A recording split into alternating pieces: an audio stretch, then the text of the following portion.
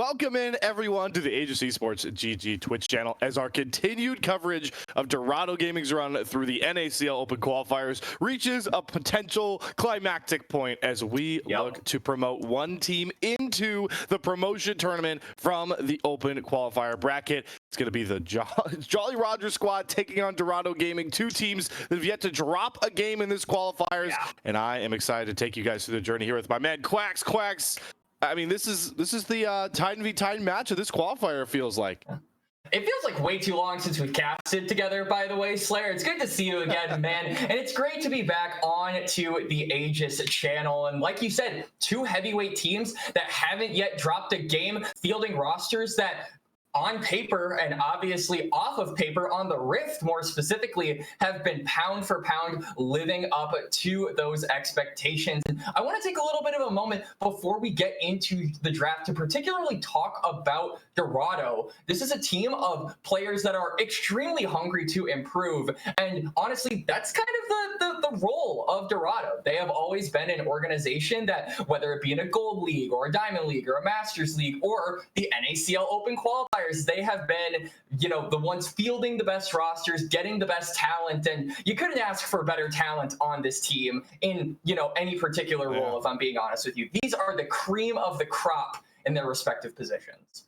Yeah, these two rosters, if we have the rosters prepared, we can start kind of formally introducing them. Yes. So obviously starting with the Dorado Gaming roster. Ariana in the top side. You got Kaido in the jungle, obviously formerly known as City Woody to a lot of other players. He talked about the experience on the roster. Quacks. Shochi also brings that NACL pedigree from not too long ago. But this bottom lane is the one that's been hyped up ever since this roster got announced and has not disappointed in any degree so far through the Open Qualifiers. It's Fatikan and Mixture, showing the import and future youngster of North America power together. Maybe just make a run all the way into Tier 2 together.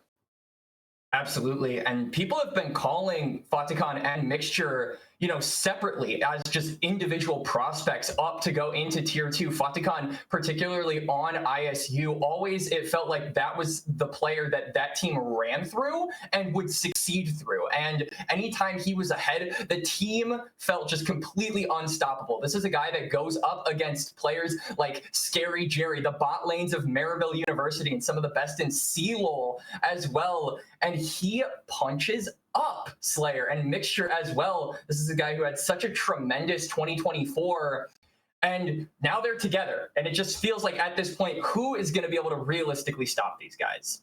Well, here's the first challenger. It's going to be the Jolly Rogers roster with their own bit of NACL experience to bring to the board. And honestly, a team that compositionally, if you talk about experience, is very similar to Dorado. You've got a top side with Dragoon, Will, and Sudsy that have all spent time either in a promotion tournament, winning a promotion tournament, and playing in the NACL. Hopefully we can see that come across for a guy like Sudsy finally. But the bottom lane also Tier 3 mainstays, some youngsters in Zev and Nukes, recently role swapping over to supports, who have also had their fair share of impressive performances individually, but have looked unstoppable at points for Jolly Rogers once they've come together. For sure. And Nukes in particular has really been a player that a lot of people have sung the praises of. In fact, I would say both of these teams have players that, if you look at them on paper, at least results-wise, it hasn't been super impressive, but you look at the individual performances that they've been able to kind of prop up in a lot of their games, and you've got people on the hype bandwagon. I feel like Ariana is one such case for Dorado, and then on the Jolly Rogers side, you've got Nukes, who hasn't necessarily had the most impressive, end results in things he's participated in, but the actual gameplay itself has really impressed a lot of people throughout the Tier 3 space that have managed to spectate what this guy can do. So I'm excited to see what he in particular is capable of.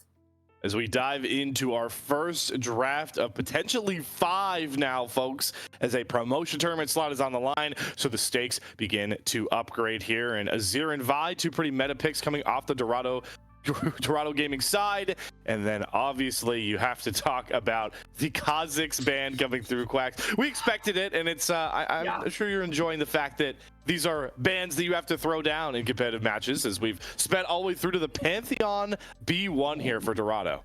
Yeah, and this is not only a really good B1, but this is a denial. This is something that Will has really liked to play throughout the tournament so far, and it's been paired up with things like the Talia to just get that cross-map pressure always available for the side of Jolly Rogers. And so I think Dorado taking away that tried and true Pantheon pick is a really, really good strategy for them, and it kind of just constricts what I think Jolly Rogers have in terms of answers and what they've actually practiced and what we've seen throughout the tournament so far. Yeah, I've been a big fan of that Pantheon, but there's the Talia coming off the board as the immediate response comes across for Sudsy. Also one of those very potent Talia players, and you match it with a Xin Zhao in the jungle. These are premier picks so far when you talk about the roles allocated on the current patch. So to see them all being thrown down in game one obviously bodes well for the fun drafts that we can get later on in this series, but really heightens the importance of coming away with this game one win when you factor Fearless into this equation. And so I am wondering if maybe Dorado want to match that, cross-map energy that the Talia brings with something of their own. We've seen Shoji in particular really be a Galio enjoyer. And so I think that if you want a solid answer at just diving in and being able to not only dive in, but also a decent lane answer to the Talia, I think Galio certainly is on the board. But a champion that has been literally not off of the board since it got buffed is that Senna plus the Nautilus. Senna getting that stack, I think, percentage up from something like 8% to 14%, which is a historical high for the champion since it's come out. So absolutely insane. It's in the 80 carry position. Not surprised to see it here. And I mean, this is also something that Fatikan has been familiar with throughout the tournament. And honestly, with how strong it is, I'm not surprised about that either.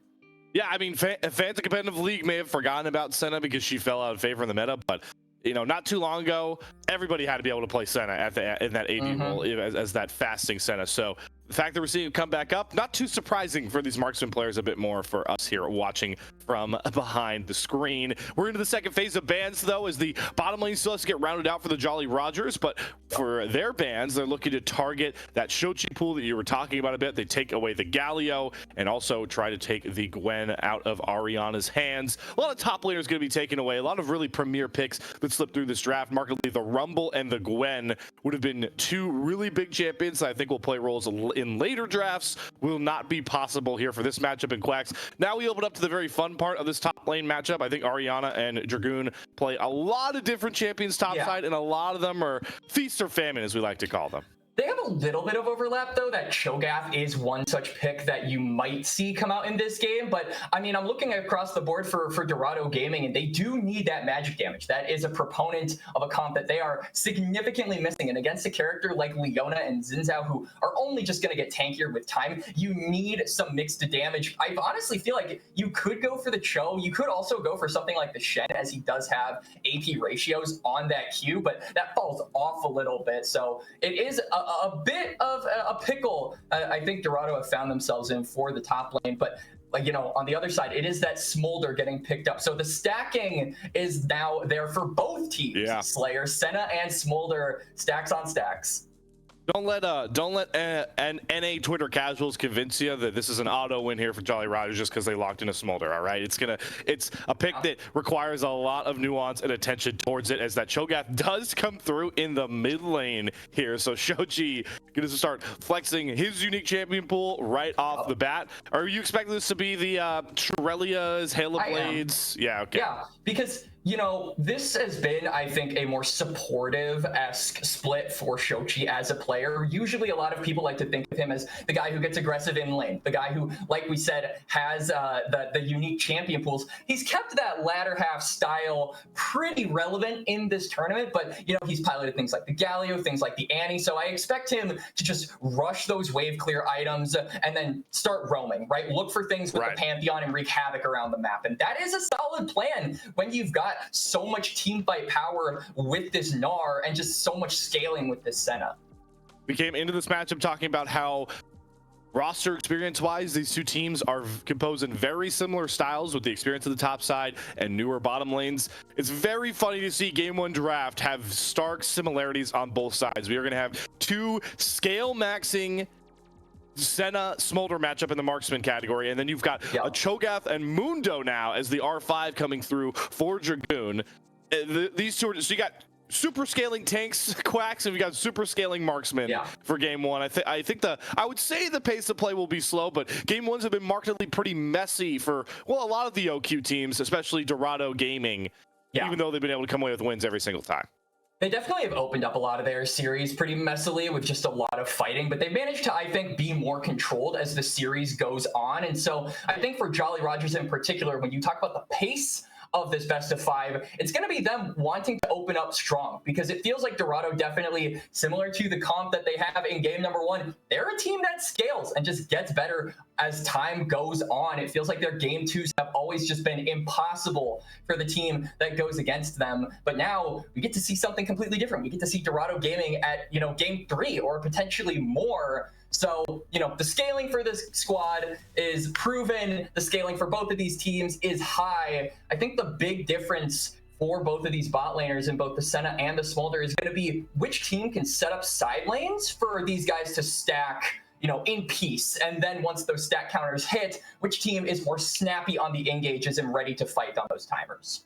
Yeah, and in that period where you're playing to kind of allow your ADs to stack, who's going to really pilot trying to get gold leads, take control of the map? Really got to look towards both mid jungle duos by this point. Both, Kaido and Will are playing skirmish heavy junglers who are very powerful once they get their ultimate. Kaido obviously going to have the edge with the ability he can affect more of the map with the Grand Starfall, and Will with the Crescent Guard's ability to add a bit of extra boost to skirmishing.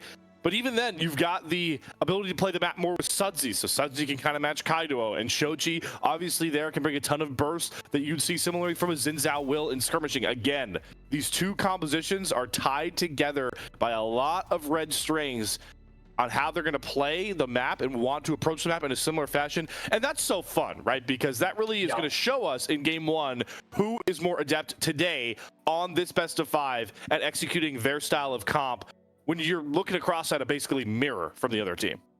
Absolutely. And I do think, one more thing about the stacking that I want to mention is that, you were talking about the skirmishing capability of both Kaido and Will on their champions, and then the roam potential from Shochi and Sudsy. One thing that I think differs and is a potential advantage for Dorado, particularly with this Cho'Gath, is that ability to secure a lot of these neutrals. We're probably going to be looking at a bunch of dragon skirmishing, trying to get that scaling objective active ASAP. And so having that feast, not only to get the stacks up for the Cho'Gath, but also to get closer and closer to that soul, I think is something that I want to see Dorado make use of as the game goes on, and, just get that priority so that you can secure that bot side river as much as possible. That's a great call as ever, Quacks, because, we talk a lot about, we see Callista comps a lot more than Cho'Gath comps, and that's always the priority. Is you got the Ren Smite. Well, this is Ren Smite basically on steroids, with how easy you can kind of sync it up with the damage, knowing, hey, Shoji can just, you could even in your solo queue games at home, by the way, if you're playing Cho'Gath, you could ping your ultimate and it tells if you're near a monster how much damage you are going to do to that epic monster. So it's about 1400 most of the times. We're expecting once you get up there for some of these later Drake fights, that means Kaido and Shochi will be able to take down not just dragons, Otacon and Baron too at about 2600, making it effectively impossible for Will to ever find 50-50 steals. So that extra pressure is going to go over to the Jolly Rogers side. But as we wait for the spectator delay to come through here for game 1, it is important to just remind the stakes for these two teams. We are playing for a spot in the promotion tournament, a spot where players like Dragoon and Sudsy have made their namesakes being able to play for NACL spots. Dragoon obviously getting up there with the lit esports roster. Will has spent time in NACL, Shochi as well across the board. You've got the veterancy, and then you've got the youth, the hopeful next best tier 2 players in these bottom lanes. It's almost, you want to say, yes, it's been a boring bracket for both these teams in the sense that they haven't dropped a game, but you wanted that to culminate in a matchup like this, knowing how tied together these two rosters are in the tier 3 space. Absolutely. I mean, everyone I've talked to has said, I want to see both of these teams in the promotion tournament. Both of these rosters are extremely talented. Like you said, having that combination of veterancy, players that have played and done their time in tier 2 before, and players that have been on the precipice of making it so many times before. Fatikan is one such case. You've got Sudsy as well, Dragoon as well, the solo laners of that Dragoon's Goons team that dominated Summer last year. And so I think it really is going to be telling with this series about, you know, not only them being able to make it to the promotion tournament, but them being able to punch above their weight class and get into the NACL potentially, you know, looking ahead at that weekend when that happens, I think will be extremely exciting. And, you know, all of this, I think, culminates into just a banger best of 5. I think that this is a super exciting series for Dorado in particular, not just with the players being so close, but Dorado themselves being so close to the scene for so long. This is an organization that was, I think, established in like 2020 or something, Slayer, and they have been playing Gold Leagues, Emerald Leagues, Masters Leagues, only recently getting in to that Tier 3 space this year and making the most of it, which I think is just absolutely fascinating. Fascinating indeed, but Quacks, I want to make sure you put your money where your mouth is on this one. Jolly Rogers, Dorado, no games dropped between these two squads. So much potential for an awesome series. Where's your series score going to go at before you can jump into game one? I want to get it out of you quickly. It's tough, but I do got to give it to Dorado. I feel like these are guys that have come so close, have proven themselves so many times, time and time again. Their 2024 seasons, whether it be in NACL or in the OQs, they had flashes of brilliance. And so I really want to see that rewarded here at the beginning of 2025. I'm going Dorado, but I will say I think Jolly Rogers certainly are going to make this one close. Well, it's a good way to take away Quacks' confidence in Dorado. Jolly Rogers, if you take a game one with a lot of pivotal meta champions on the board as we head to the Rift and begin the stackathon of game one here with all the attention on Zev and Fatikan, trying to see which one can become the Exodia marksman, the new age of Senna's return to a soul stacking demon, and Smolder always the 225 execute stack master that we know ever since he hit the Rift not too long ago. We already see level 1 potential shenanigans starting to kick off here with Mixture on that Nautilus, trying to look for a potential dredge line across the board. See if anyone can get down some reliable wards to track these clears, as like we talked about, both junglers going to want to play a similar style, especially affecting the map early and often.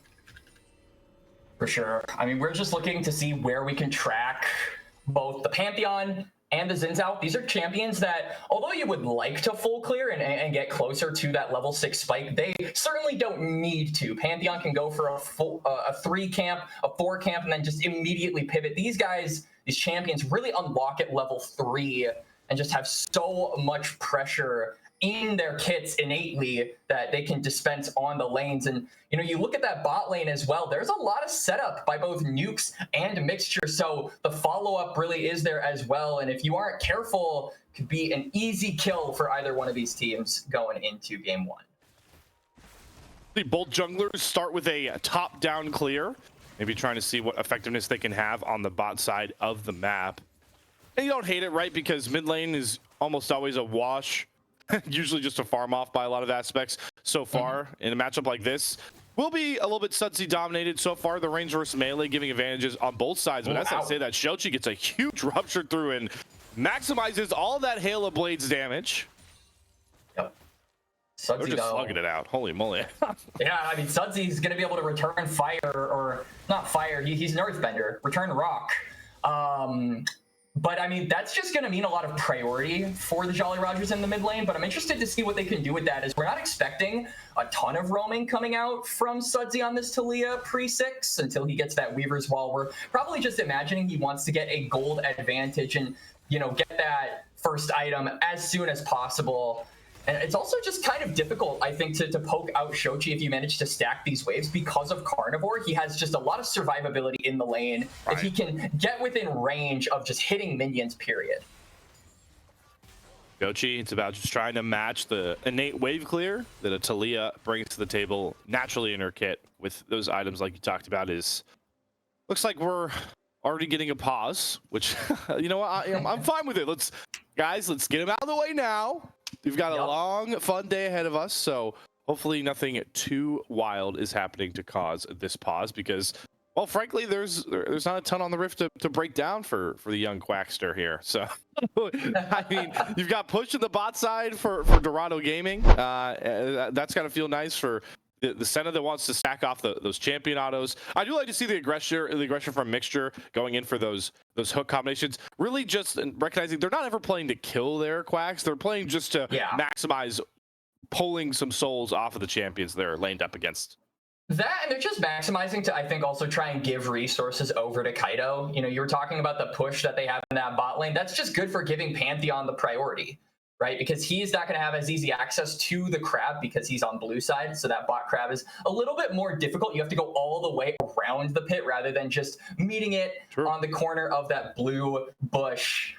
So just having that shove, I think, is going to be useful for getting that Pantheon to that first item. And I think Pantheon getting to, you know, those armor shred items is going to be really volatile because Senna can do it all, you know, can poke, can deal damage. But one thing Senna is notoriously not the best at is getting through frontline. So if you have a champion that can kind of channel that, can shred that armor, like Pantheon, who will be building, I would imagine, you know, the Sundered Sky, the Black Cleaver, getting that as soon as possible is going to help Fatikan dish out damage toward more members of Jolly Rogers once those team fights come around. Good. That's a good point to make, and I do know as I have resolved myself to abusing this Senna in my own solo queue games that a Black Cleaver rush is likely in order for Fatikan, minimum second item to try and deal with some of those tanky members. But you gotta look at the Mundo as the big bad that Fatikan's gonna have to deal with here. Is Mixture's gonna land another dredge line to get a good route down. Again, it's just Fatikan and Mixture tallying up pressure, and they've been doing this all qualifiers long. It has been such a dominating escapade from Fatikan and Mixture so far as a bottom lane that they've got Gordo feeling like this isn't even a series at all. If you missed the Salt Mine episode, which I can mention because we are sponsored by Aegis. Shameless plug. Shameless plug, as we do have the junglers just brawling it out. Mixture flashing for the dredge line, but Will predicts it. Shochi is very low on the first escapade, so I don't think that Dorado can afford to ever stay here. And Mixture's heroic play is now going to make a heroic sacrifice as the health bars just aren't dialed up. Top side, we're throwing down as well as Ariana goes into Megadar form and nearly finds the Cold Dragoon. He's going to flash after and trade back the kill. Kills galore across the rift when it's an even split to start off the bloodshed between Dorado and Jolly Rogers. And we might not be done yet. Look at Fatikan. But Sev, he's min-maxing his health bar. The flash for the stun. He pops the barrier. One more auto, though, is not going to come through. And just as we were talking about Fatikan Mixture bot lane dominance, Zev gets himself a critical kill on the Smolder. Zev typing in all chat, barrier a diff, manages to secure the kill by the skin of his teeth. And that has basically been the story of those last 3 kills that just befell the Rift over the past minute. Slayer, extremely close exchanges in top, mid, and bot. And it's 2 for Jolly Rogers, 1 for Dorado. Ariana in particular getting the better of Dragoon, going back, getting that phage. So we'll have a lot more trading power and just a lot more tankiness, which I think will be difficult for Will to abuse, as Gnar doesn't really need flash to be slippery in the lane. But for the Jolly Rogers, they're happy to be steering their ship forward with the 2 kills on Zev and Will. But as I mentioned, the Hex Flash max range dredge line. Mixture gets his revenge, and Fatikan just like that can be able to even up that kill tally and get a pretty nice wave state for himself to further punish this Smolder. Yeah, I mean, the dragon gets his wings clipped. Mixture finds that dredge line, and now Shochi maybe in a bit of trouble. Oh, gotta burn the flash over a good seismic shove set up there from Sudsy, but we're already seeing be prevalent in this game 5 minutes in. Both of these supports are looking for that action wherever they can find it, as Nukes was also roaming over and would have likely made that the kill needed for Sudsy if Shochi didn't commit the flash. Yeah, that would have been Beats of Warfare as well, which is pivotal for both of these teams, I think, to unlock those upgraded boots. Certainly, I think having a lot more respect put onto them since we have entered Split 2. A lot of people felt like they were a scam in Split 1, but I feel like ever since the map has gotten prettier and we've gone to Ionian theme, if you disagree, by the way, that it's prettier, you're a liar. Those upgraded boots have just been a lot more gold efficient for both of these teams. So getting that feats is more important because the reward is better. -1 Dragoon. Sorry, my man. Had to hit you with it. Saw it up there. Gonna miss the cannon, which is gonna feel a little bit painful, but Dragoon is not in the greatest spot, but kind of as status quo expected into this Gnar matchup. So this is definitely the roughest part of the lane for Mundo, these early levels. Now he's got the ultimate up available for that maximum dosage. Gets a little bit nicer, but main part of that gold lead, like you talked about, was the solo kill for Orianna, and has about 2 waves worth of a gold lead as well. Be able to take this reset freely. Might drop a wave actually for it nonetheless, but picks up a couple long swords, gets the boots, and gets back on the rift. And actually, as I missed it, we're going for the swap here. So really well-timed position to send the bot lane up top for Dorado. They actually won't drop really any waves across the rift doing this on the timer. No, they won't. This is a beautiful timer coming out from Dorado, and they should be able to, at least on the top side here, Fotacon and Mixture should be able to get push before Dragoon gets back to the lane, and this will open up avenues for Kaido to maybe establish a foothold around this top side, make it more difficult for Will or any other member of the Jolly Rogers to contest once these grubs come up in a little less than a minute. But I wouldn't imagine they're going to contest. That dragon is up on the bot side, and it is definitely going to be pushed on the bot side for the Jolly Rogers, so I think we'll just be seeing a classic objective trade on the map. Good to see, though, if you are Jolly Rogers, maybe feel a little bit more of an advantage getting the Drakes on your side, knowing that it's going to be a bit precarious going forward, trying to lock down those epic monsters, knowing that the Cho'Gath is going to be in play there for Shochi. But still, this is a win for Dorado because, as you see, Orianna is much more comfortable in this 1 versus 2. Make it a little bit rougher in the Mega Gnar form, and the Zenith Blade not really connecting far enough is going to make it a bit safer. But the ranged Gnar just feels so much better compared to the Mundo spot the Dragoon is in right now with that Senna. Nonetheless, we get the dragon coming down, and the grubs have not yet to be started. That's because Fotacon and Mixture are looking for Sunsy. The flash dredge line again. Mixture just has that killer instinct. He's had it all OQs long. He's not slowing down up against the Jolly Rogers. As Orianna may be looking to pump the pace out as well. Zev forced back into a really good trade. The item advantage coming across here along the board for Dorado as Orianna pushes the Jolly Rogers bottom lane away in a 1 versus 2. This man is playing with an insane level of confidence. I've been hearing so many people talking up Orianna as a prospect, and by the way he's playing in the 1v2 situation, I can see why he is unafraid, just looking to put the damage onto Zev, deny those stacks from the Smolder. And on the other side, like you said earlier, Slayer, it's just been so difficult for Dragoon to reciprocate that pressure on the other side of the map toward Fotacon on this Senna. He has just been free stacking and allowed to do basically whatever he wants. Business as usual so far for through this early game for Dorado Gaming, who have looked so comfortable in all of their dominating wins, except a couple of game 1s. But if this is how they're kicking off this series, it bodes well for the rest of this best of 5. As we mentioned, the first best of 5 that both these teams have seen all tournament long, and it's important to remind us as we are interrupted by another Mixture roam into the Grand Starfall. I mean, it's clinical right now, these pick plays from Dorado. Sunsy never had a chance in the world to survive that one.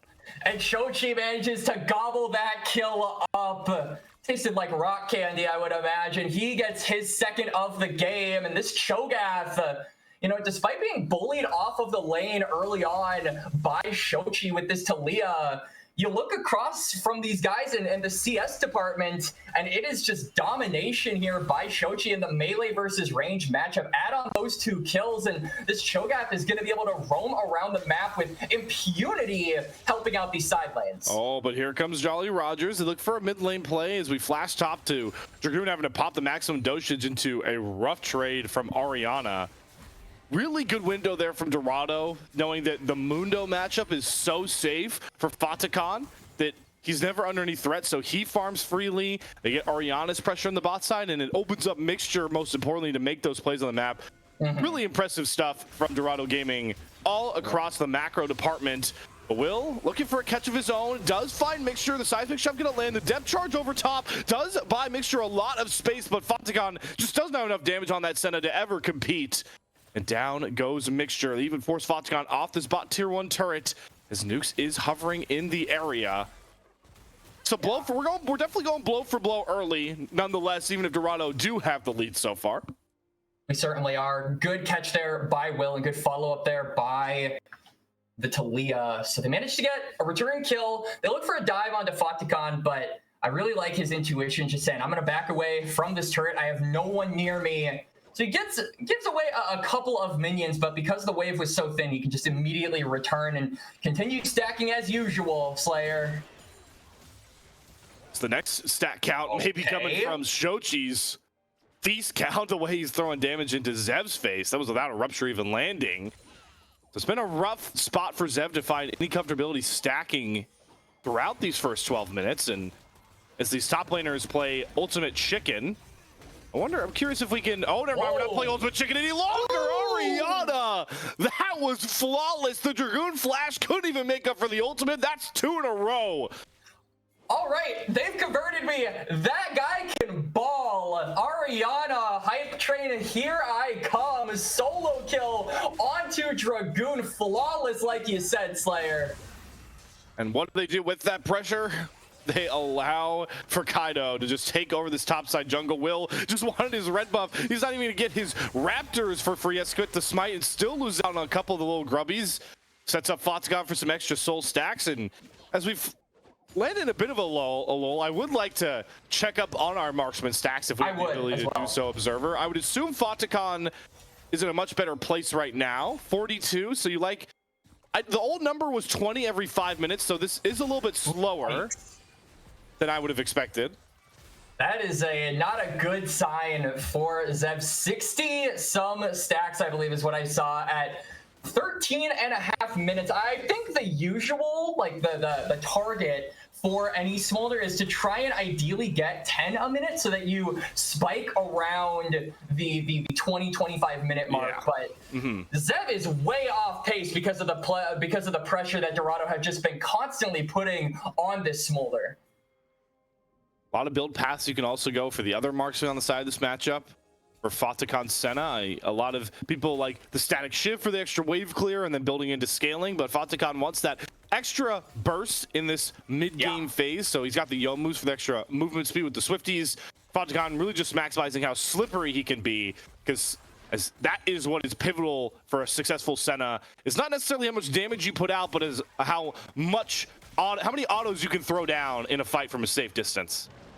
And it's also just that you don't need to index into a lot of these. Ariana died under 2 in part 2, but the maximum dosage comes through from Dragoon this time. He was about one more big boulder to the face from dying, and now he's thinking he could possibly trade into Ariana with the healing coming through.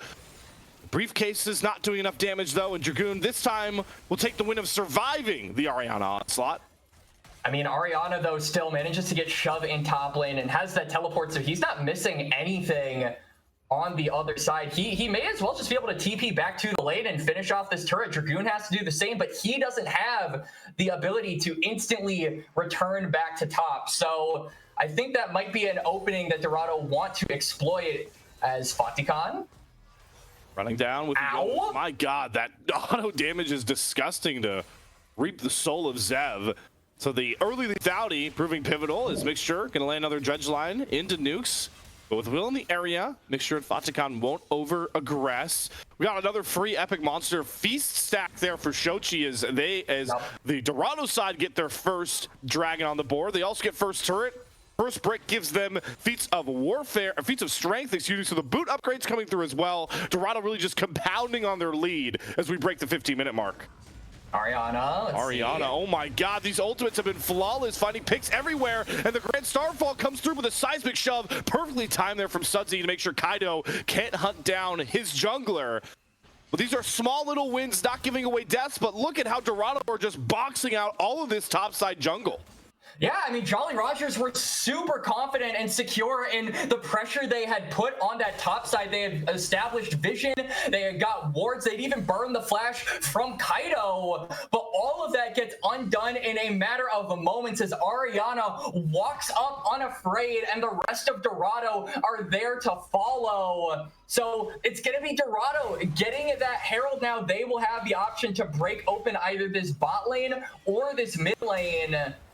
And I mean, we talked about it earlier with how much cross-map play they have with a champion like Pantheon. I think just opening up that mid lane allows you to just completely extend that lineup as the squad and really secures you that pressure for these upcoming dragons. And also just all comes down to the tempo from Dorado, really allotting them all this space, because you talk about the global ultimate threat, the Pantheon's been good. There's supposed to be a match for that from Sudsy, but I've yet to see a Weaver's Wall play. I don't even know if I've seen the Weaver's Wall casted on screen. An ultimate that we talked about Jolly Rogers relying on for their playmaking, but it's just been absent because they have had to constantly respond to the onslaught of Dorado, and part of that has been Ariana, who is just fooling Dragoon in this 1v1. This time it's Kaido to swing over to burst through the maximum dosage, and down goes the Mundo for a third time.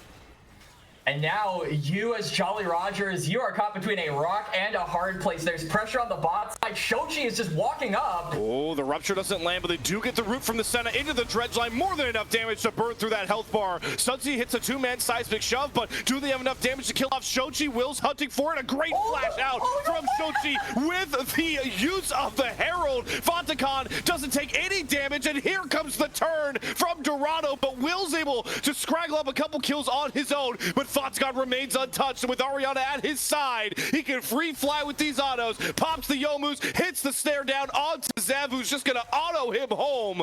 Dragoon's teleport in the background might have saved his AD carry, but it's Ariana still dishing out so much damage. Boomerang after boomerang, Q after Q. Dragoon gonna barely limp out of that teleport behind as the two marksmen, the two imports for Dorado Gaming, stand up tall.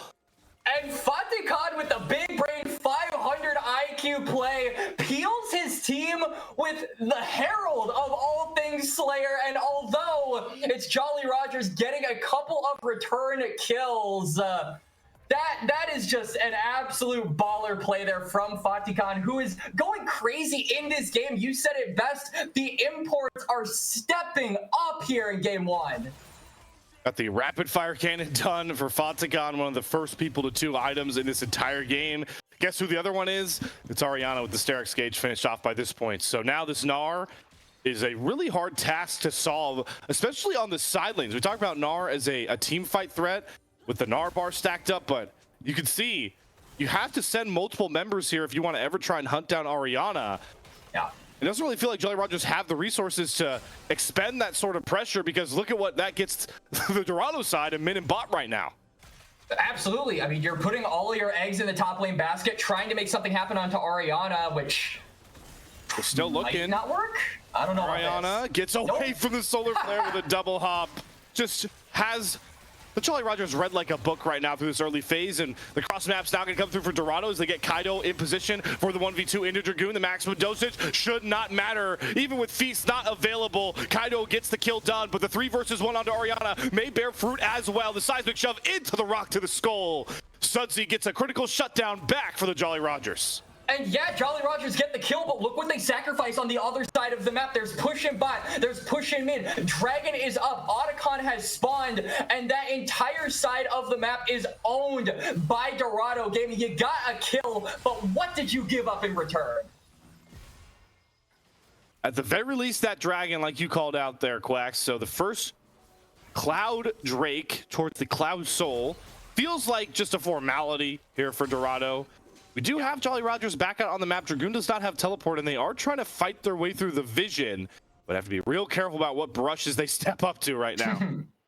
I mean, Shochi is at around half, so he has to be a little bit careful in this game, but now Ariana is up. He has teleport, so if you're Jolly Rogers, you're going to be fighting the full 5-on-5 Dorado Gaming squad. Let's see how it goes.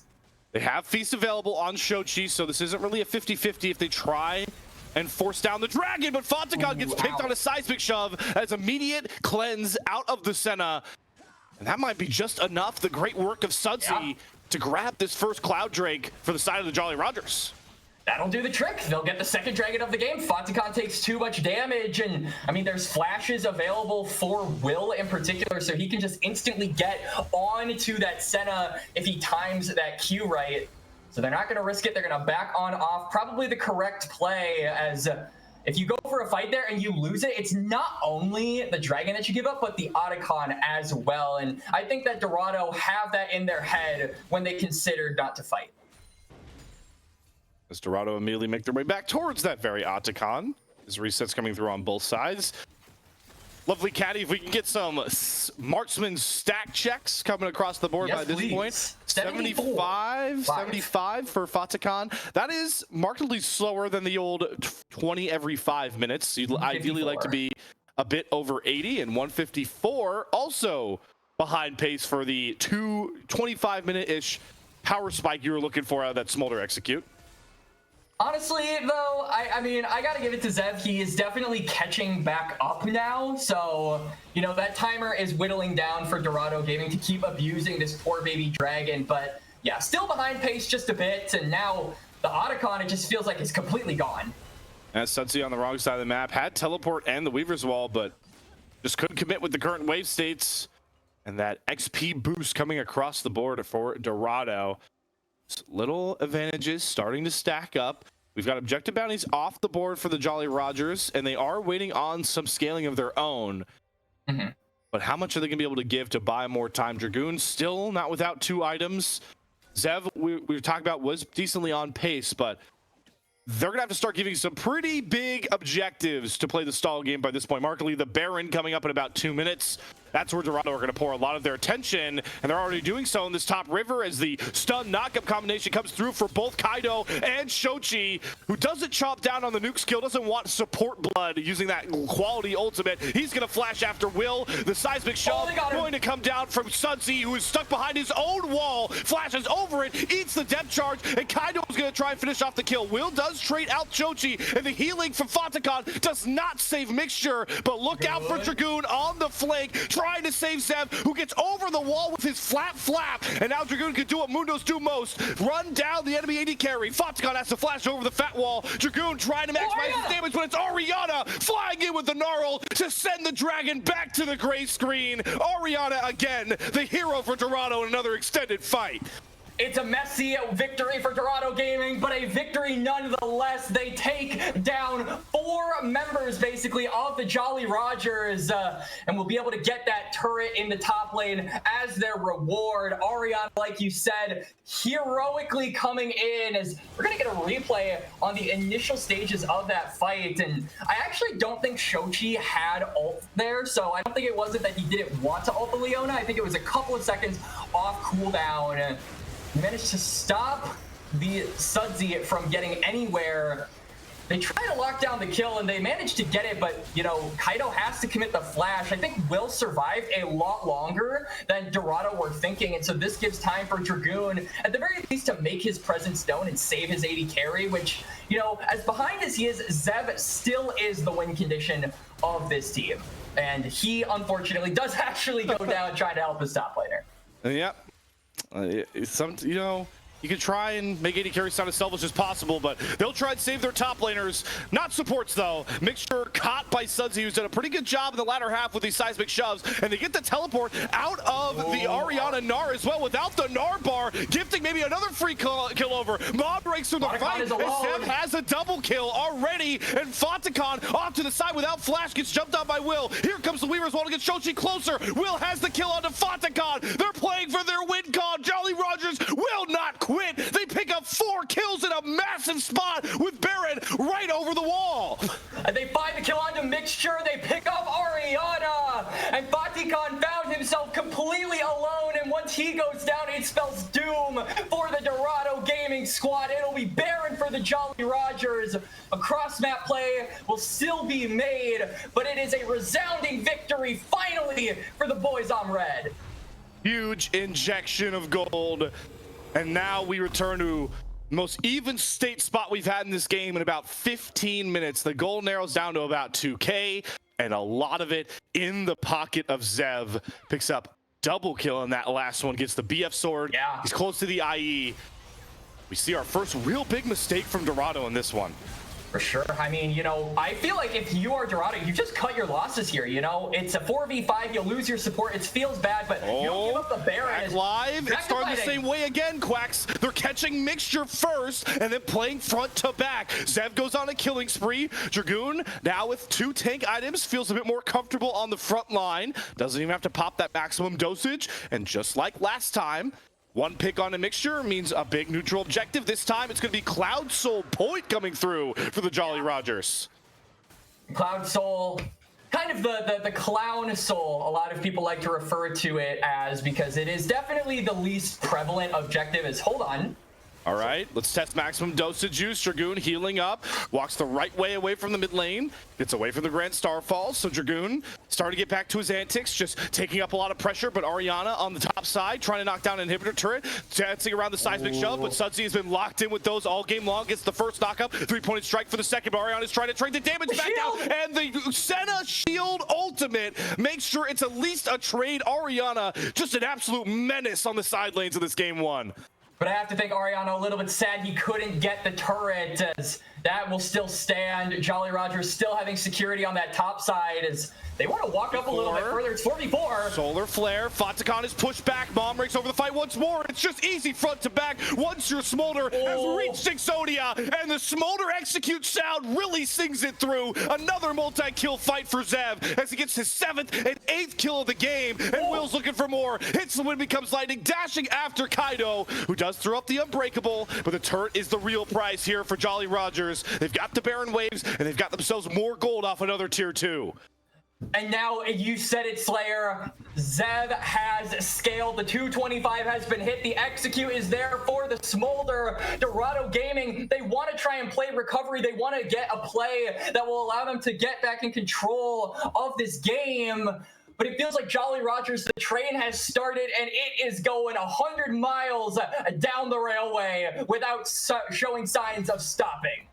And this was, you know, the one problem you have with this type of Cho'Gath comp and a Gnar is these are, now with the build from Shochi, are like supplemental tanks. They're not real tanky players like the Mundo out of Dragoon.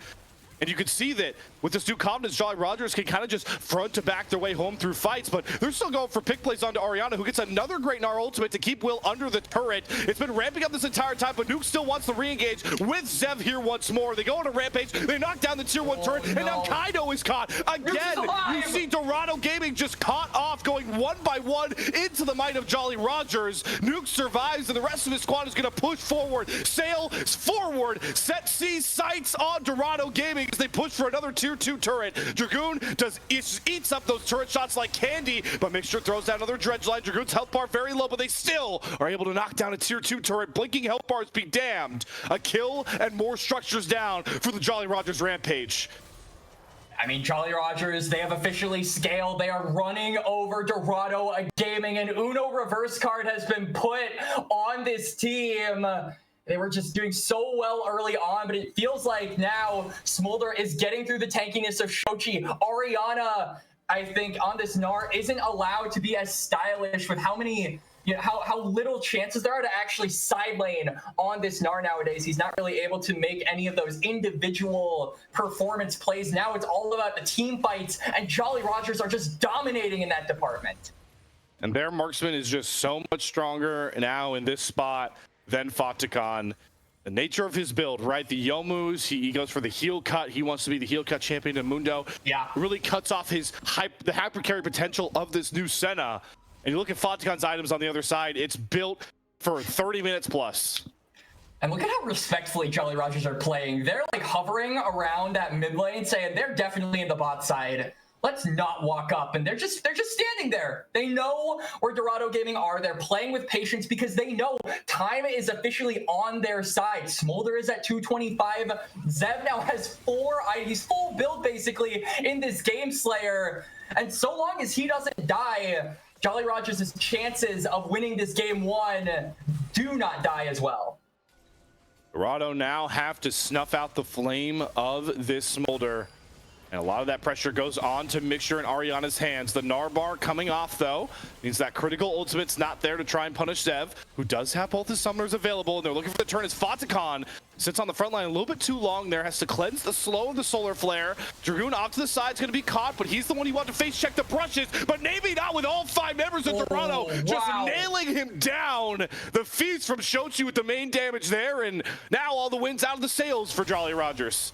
I mean, Jolly Rogers lose their primary tank. They get the root onto Nukes as well. Here comes all the CC, the Grand Starfall diving onto Will from the background out of Kaido. But the real goal is another kill onto Nukes, and a dragon up means they're going to stave off the Cloud Soul from JR. And it's not even just the dragon. The Baron is coming up in less than 10 seconds. You can see that Mixture is kind of thinking about hovering toward that top side, establishing vision, but they're not going to split focus. They're just going to go for the dragon, take it down, and maybe look for the bit. They're going to. Dragoon doesn't have teleport. Nuke still has 20 seconds on his death timer. They have to try and burst this because they know they need this advantage. They have to try and siege the base with how much wave clear is built into Zev now. This is just game 1 of potentially 5, ladies and gentlemen, for a spot in the promotion tournament for NACL Summer Split.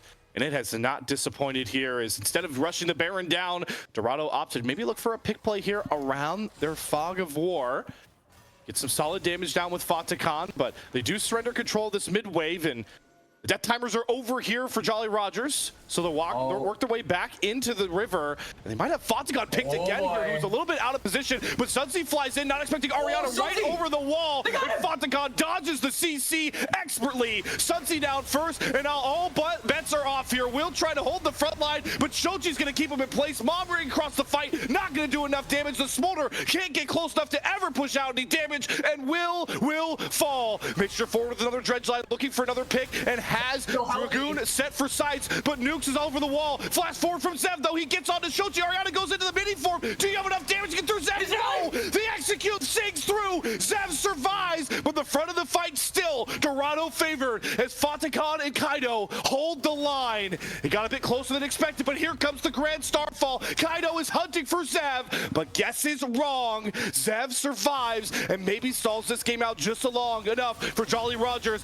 but Dragoon is now the next victim here. The snares coming across. Fatakon's damage more than enough to deal with Dragoon. Extended fight once again, bloodshed everywhere, but Dorado seep out of it as the victor.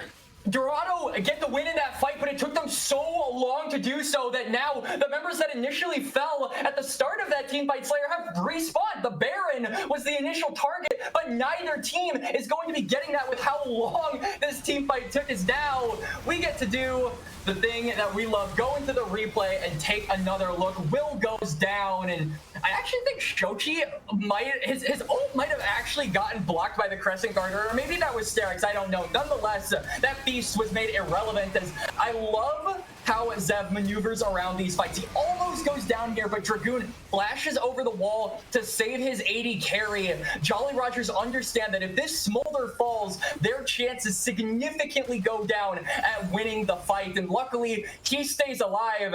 And with him, I think the Baron still stands. I think if that Smolder went down, the Baron would definitely have gone down in favor of Dorado. Oh, wow. But look at the gumption here. Jolly Rogers, they were on that pick ward vision, starting the Baron.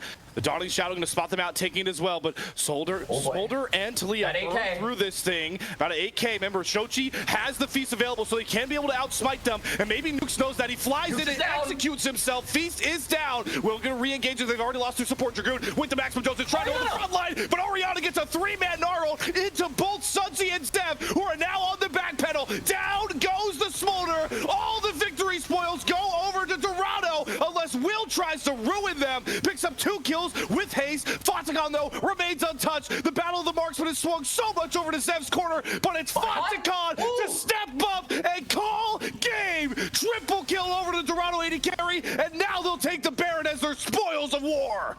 And Senna has scaled. He's shooting them all the way from South Africa. Jolly Rogers go down. It's an ace for Dorado. Only 2 members remain, but Dorado say that's more than enough. Baron is ours.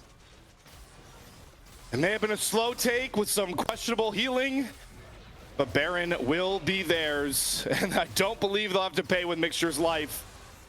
Baron secured for Dorado. As Quacks, you take us back through this critical fight. Holy moly. Yeah, so Nukes immediately goes down. Oriana just keeps finding these angles. He goes into fog, and the knockup gives him just enough time to get that shove off. The ult comes there. He picks off Zev. That was a microsecond reaction from Ariana, but he makes it count. And you know what the best part is, Slayer? This fight, despite that, is still super close.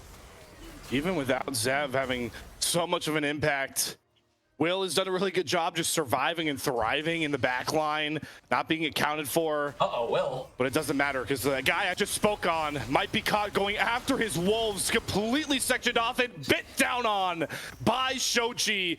Fatgon picks up the kill, but that is a huge pick to find and a big mistake from Will with Baron predicating on their base.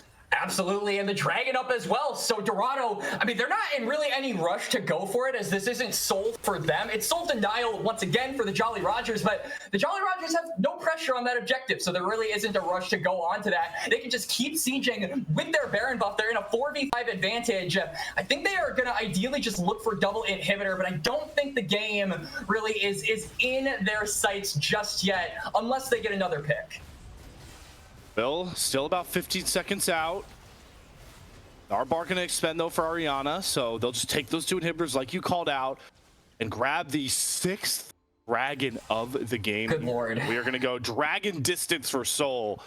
Cloud Soul mostly gonna be important here, or sorry, this Cloud Dragon most important here, Quacks, because it's another feast stack here for Shochi, who I believe has got to be up over 15 at this point. 13. Yeah, that is 13. a big toy dinosaur, crocodile, whatever one you want to pick here. Hold on. Grand Starfall. They're going after Dragoon.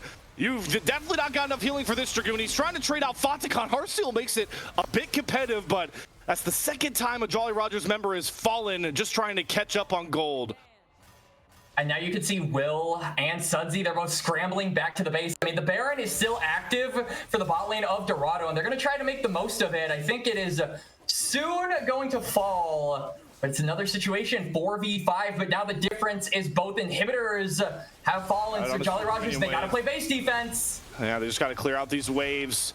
I want to see if Zev calls in Mom as the Nexus starts under fire. Kaido with the GA is going to fly after Zev, though. Gets him back to Fountain. Here comes Mom. Will holding the guard with the Crescent Guard. The Executes are coming across, but Zev is caught in another Ariana gnarled MVP-like performance. Dorado are going to have themselves a banger Game 1 win at 39 minutes. And it's only game 1. We have so many more to go, hopefully, Slayer. If this is an indication for how the series is going to pan out, I'm calling it now, and I'm hoping it happens. Silver Scrapes might just be on the line. Both of these teams really want that promotion spot. Like you said, Slayer, banger game 1, absolute cinema. Holy moly, Fatagon damage. 72,000 on the Senna that was just chunking and whittling at people away, but Fatagon, outside of a couple mispositions, plays the role well. And yeah, like you mentioned, Quacks, the gold graph reflects it. We had a hell of a game 1, a near about 7K gold lead thrown at one point, and then recouped massively back up over game 1. Absolute slugfest, but if you had to give a player of the game out of that one, Quacks, is it the most obvious Ariana pick? Yeah, okay. I mean, Ariana just absolutely put the hands on Dragoon. That solo kill was insane. I loved that. And then, finding the pick onto Zev and onto Sudsy with that shove, the microsecond he gets the chance, he takes it. And honestly, that Gnar performance was so unbelievably good. But, I don't know about you, Slayer. I was getting ready to copy and paste a certain copy pasta that's been going around the past couple of days pertaining to how Smolder is such a cringe pick. I was really getting ready to say that, but there we go. Ariana and subsequently Senna deny me from being able to quote that. I'm glad we're getting those shots in for these Smolder picks, because hey, Champion doesn't win every game. He gets to 225. Even NA is showing why here with that game 1 win. Zev not able to do enough to push Jolly Rogers over the hump of this one. They'll have to return to port and restock here, as they will have side selection in game 2. We take away all 10 champions you just watched. If you're just joining us here in the qualifiers, we're going to go to a short break, as this one seems like it's going to be a marathon-like broadcast. Game 2 with an NACL promotion tournament spot on the line between Jolly Rogers and Dorado Gaming will be at your guys' helm after this break.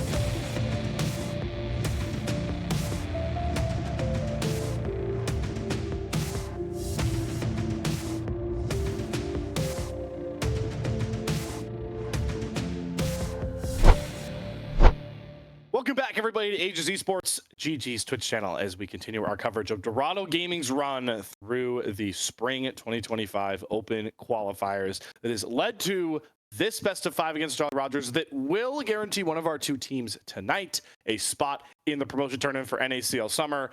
And these two teams did not disappoint in the opening bout there. Yeah. Max.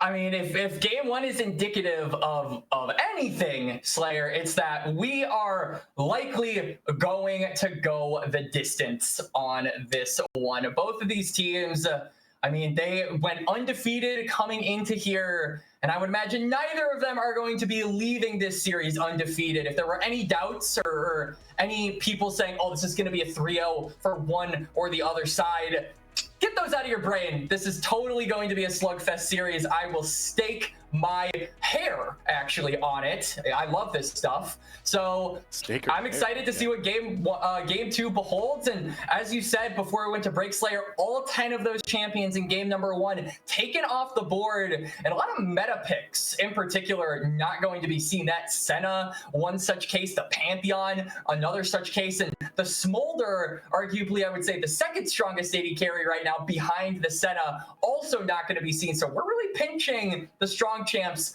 in that role particularly. Now, and we'll see what Jolly Rogers' best blue side draft looks like, as they've opted to swap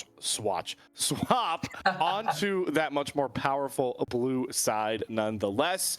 We'll see if we kick off the draft soon once these players are ready to roll. But it is important to update that there is more than one promotion series tournament going on here on the other side. If any of you guys are curious, shout out our good friends Titan Esports. They're running UCI versus Citadel, which also started with a Citadel 1-0, who are probably the other favorite, or at least coming to the tournament, the biggest favorite to get to that promotion tournament.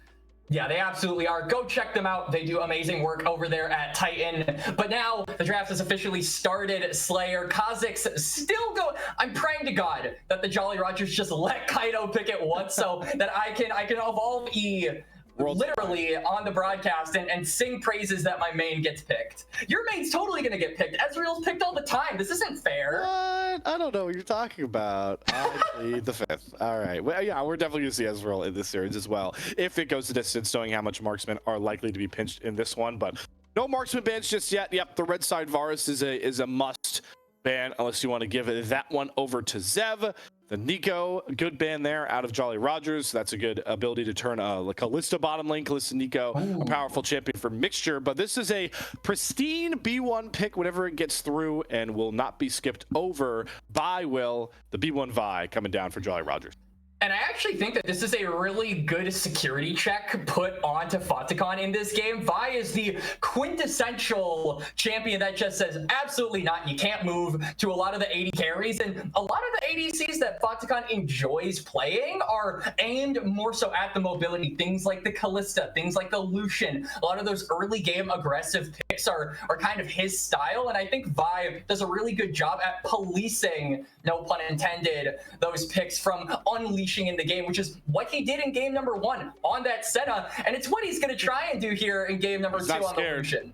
Not scared at all. Yeah, we talked, Gordo talked about a bit on the Salt Mine that there's just so many potent bottom lanes that Mixture and Faticon play so well together that kind of like pick your poison. The Lucian, likely their Nami or Melio bottom lane is going to come through here for Dorado, as the Ahri locked in for the mid lane. The Galio was banned away by Jolly Rogers in the second phase of game one's draft. This time they'll get that one as a likely Ahri matchup. You just always want to send the Galio into whatever solo lane is rocking AP, but Rumble is still on the table for either of these teams. Poppy is also still on the table for Jolly Rogers, and I'm wondering if maybe they want to try and put that in the support role. We do know that Nukes likes to play the aggressive things, right? He enjoys his engage supports a lot, and I would say the same goes for Mixture. So I imagine maybe we'll see some respect put over to that Poppy, or basically just any champion that can stop mobility in its tracks, which now Jolly Rogers have a ton of with that Ambessa lock.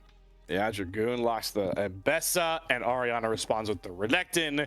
We had two kind of supportivist, team fight versus tank-based top lane champions. Nah, get that the hell out of here. We're scrapping in the top lane. Yeah, Dragoon and Ariana are going to be at their throats, with Dragoon definitely looking for some solo kill revenge on the mind. But with top lanes shored up, we do have a jungler still to be picked here for Kaido, and you have to pick an AD carry over here for Zev. But for Jolly Rogers, they're just going to take away those pretty good Lucian pairings. You know, kind of force mixture to pick one of the three that we talked about: Nami, Melio, and Braum.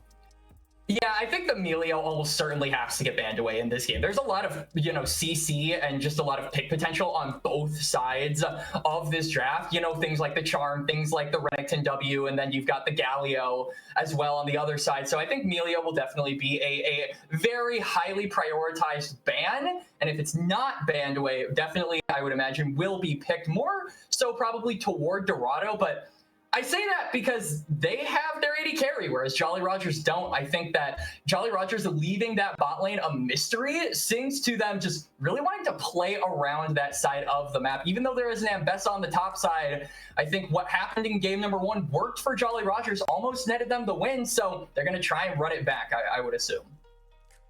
See what that last ban is through for Jolly Rogers. Likely, I would also say the Melio. Oh, they're going to leave Melio up. So they take away Nami, which is the best lane combo, and then Braum, which is the best protection combo, and they're going to get a bit of both with this Melio coming across. Does this likely shoehorn Kaido into more of a tanky jungler in your mind, Quack, seeing the comp already? I mean, I think Kaido, it's so difficult to read this man because he has played things like Kha'Zix and Kindred, but then he's also, you know, stuck himself on things like the Maokai. So it's a bit difficult to see what he's actually going to go for. Hey, look, we said Ezreal was going to, we called it all the way back at the beginning of this draft, and there it is. What? Wow, Ezreal. I never see him picked. Oh my God, my favorite champion. No. It's a Zev special as well, so he loves that character. He is very good on the Ezreal, but this is a really good Renekton game now that I think about it. This guy breaks shields with his W, and we have a champion. We have so many shield champions. Whoa! That's locked. All right, Kaido. He's throwing down the Warwick. All right, everybody go to your Spotify, Apple Music. Oh, it's not real. Oh, it's not real. We're hearing. I've been hoodwinked. I have as well. I was gonna make this. I was gonna make the summer. That would still be crazy. This would be. Is that real? This is Quack's biggest nightmare right here. Yeah, no, I hate Hecarim. So yeah, man, this is the best of. This is the worst of both worlds. You get year 1 trick, and then I have to see my goat Kaido on a champion that I hate. But in all seriousness, I think this Hecarim pick actually really spices up the way that this draft, you can approach this draft. Dorado were seriously lacking a big form of engage. Obviously, you had pick potential with things like the Renekton and the Ahri, things like the Charm could instigate a fight, but you didn't have any hard engage, a member to just go in and start up a fight. So I think Hecarim actually really fills that niche. My biggest concern, though, is Hecarim definitely isn't the tankiest engage champion in the game. So I think the onus is really going to be on this Melio to not only keep Hecarim alive, but also kind of pull double duty because we want to see this Lucian popping off in the fights as well. So it's a big task. It's a very arduous task for Mixture, but based off of how good this guy is, Slayer, he's definitely up to it, I would imagine. I certainly would. As we did get confirmation from the in-game chat that it was a Hecarim. No bugs in this champion select. Nobody go tune in anybody's POV streams. The refs are handling it. It's the Hecarim lock-in nonetheless that we will be getting here. So no need to dilly-dally around the topic. But hey, you know, I think this is a huge game for the Galio. I need to send you near an airport for that pun. The Galio here is huge because this is a really short range comp from Dorado. So yeah, for Sudsy, like the taunts that you can land in these fights and buy enough space for Zev, who weirdly ends up as the longest range member of either one of these teams, feels like a pretty clear win con for Jolly Rogers in my mind. Yeah, and I think the person that really needs to keep that distance along for the side of Jolly Rogers, the burden falls on Sudsy. Right, you are the tank. You are the guy that has the AOE taunt, can pull all of the attention onto you. And so I think that Sudsy's job is not only joining up with Will and Dragoon for a lot of these engages, backing up his top side, but also just playing protect on his bot side and recognizing when to do either. Right, it's very important that he understands when it's appropriate to be the peel machine and when it's appropriate to be that secondary engage. And for the side of Dorado, I'm again looking at Ariana, you know, flanks on the Renekton, and Shochi flanks on the Ari, just looking for any opportunity to close that gap in these team fights. Team fights were what defined game one. We had some good early map movement from Dorado to try and further push their lead, but what exonerated Jolly Rogers was just scrapping out with the smolder. And people, you know, I guess I don't want to call you guys casuals, but I'll make fun of play-by-plays. Play-by-plays love when we have two teams who just want to fight the whole time and decide the whole series by fights. So let's do it again, folks. I'm down. Oh, I'm absolutely down. I'm the guy that likes to do analysis, but honestly, just inject more of game one's energy into my veins, and I will be a happy man. And I think that this second game certainly echoes the style that both of these teams went for in that first game, right? A lot of engage. There's some mix of poke, but most of the time it's just pure team fighting, right? Dorado, for that team fighting, they were lacking engage, and they insta-lock a champion like Hecarim, who isn't super duper popular, but a player like Kaido, who is known for kind of picking these, I would say, higher octane jungle picks that like to feed off of momentum and really get around the map quickly. This is the style that we expect from a player like him, absolutely. And it leads into where Dorado have had their most success in the early phases. We talked about it endlessly at the top of the show, is that Dorado have dominated the OQs with Fatik on a mixture, kind of just blowing the enemy bottom lane out of the water, and then using that lead to get W's that they have always accrued. They've yet to lose a single game so far after taking game one, despite how close it was. So Kaido, you know, you can kind of, how much of a solo queue Hecarim can you kind of play here, Quacks? Just, you know, clear top bot and spam gank bot lane until Zev hates playing Game of League Legends. That sounds like a lot of my solo queue games playing against enemy. I feel like the big thing for Dorado this game, we were putting a lot of emphasis on the dragons in game number one because of the scaling that both of these squads had. So I think that where this Hecarim really excels is being able to do the other neutral objective in the grubs. We're expecting, I think, a lot of early game action from this Dorado squad. So we want to see Kaido get up toward that top side, control that top side river. And I would say if you can get all three grubs as this Dorado squad, you'll be extremely happy, as your siege is actually not that bad. Despite being short range, you've got the Lucian, you've got the Renekton, the Ari even has pretty high attack speed for a mage. So I think being able to get those plates is going to be their number one objective, and snowballing from there is likely the plan, I would imagine. And I think the big conduit of that certainly is this Hecarim just being able to run around and take those. On the flip side, as much as we talked about Dorado, getting to talk with Coach Takman, you talked to me about how Jolly Rogers feel like as long as they play their game, their style, they can beat anybody, and they certainly have set themselves up to play confidently through their bottom lane with the Ezreal Karma, very volatile down there, but of course, the one that sings out the most is Dragoon with this Mbessa on the top side. I mean, this is such a feast or famine champion, and also more importantly, just a get back game here for Dragoon, who wants to take over after Ariana really was the star, our player of the game from the game one win for Dorado Gaming.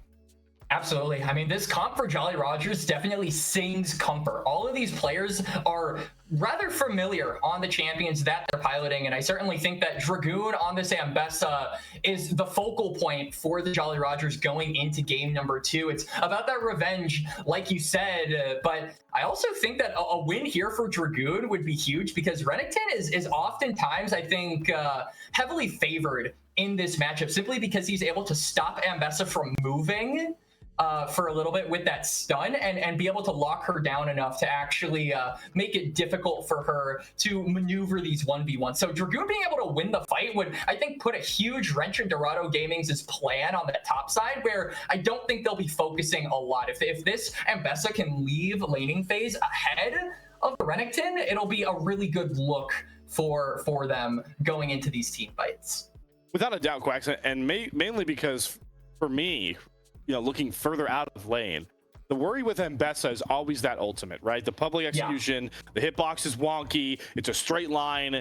If you don't have CC set up for it, you are quite literally gambling with this ultimate that is so pivotal to a compositional to win. So look across the board for Jolly Rogers and you go, all right, how do we set up our Mbessa? I mean, Will and Sudsy have two of the most pristine champions to do it. Cease and Desist will easily line up a public execution. And even if you don't want to just go after who Will's targeting with single target damage, like we talked about the low range compositional structure of Dorado Gaming, if Sudsy gets a multi-man taunt, like it's like shooting fish in a barrel with that ultimate for Dragoon.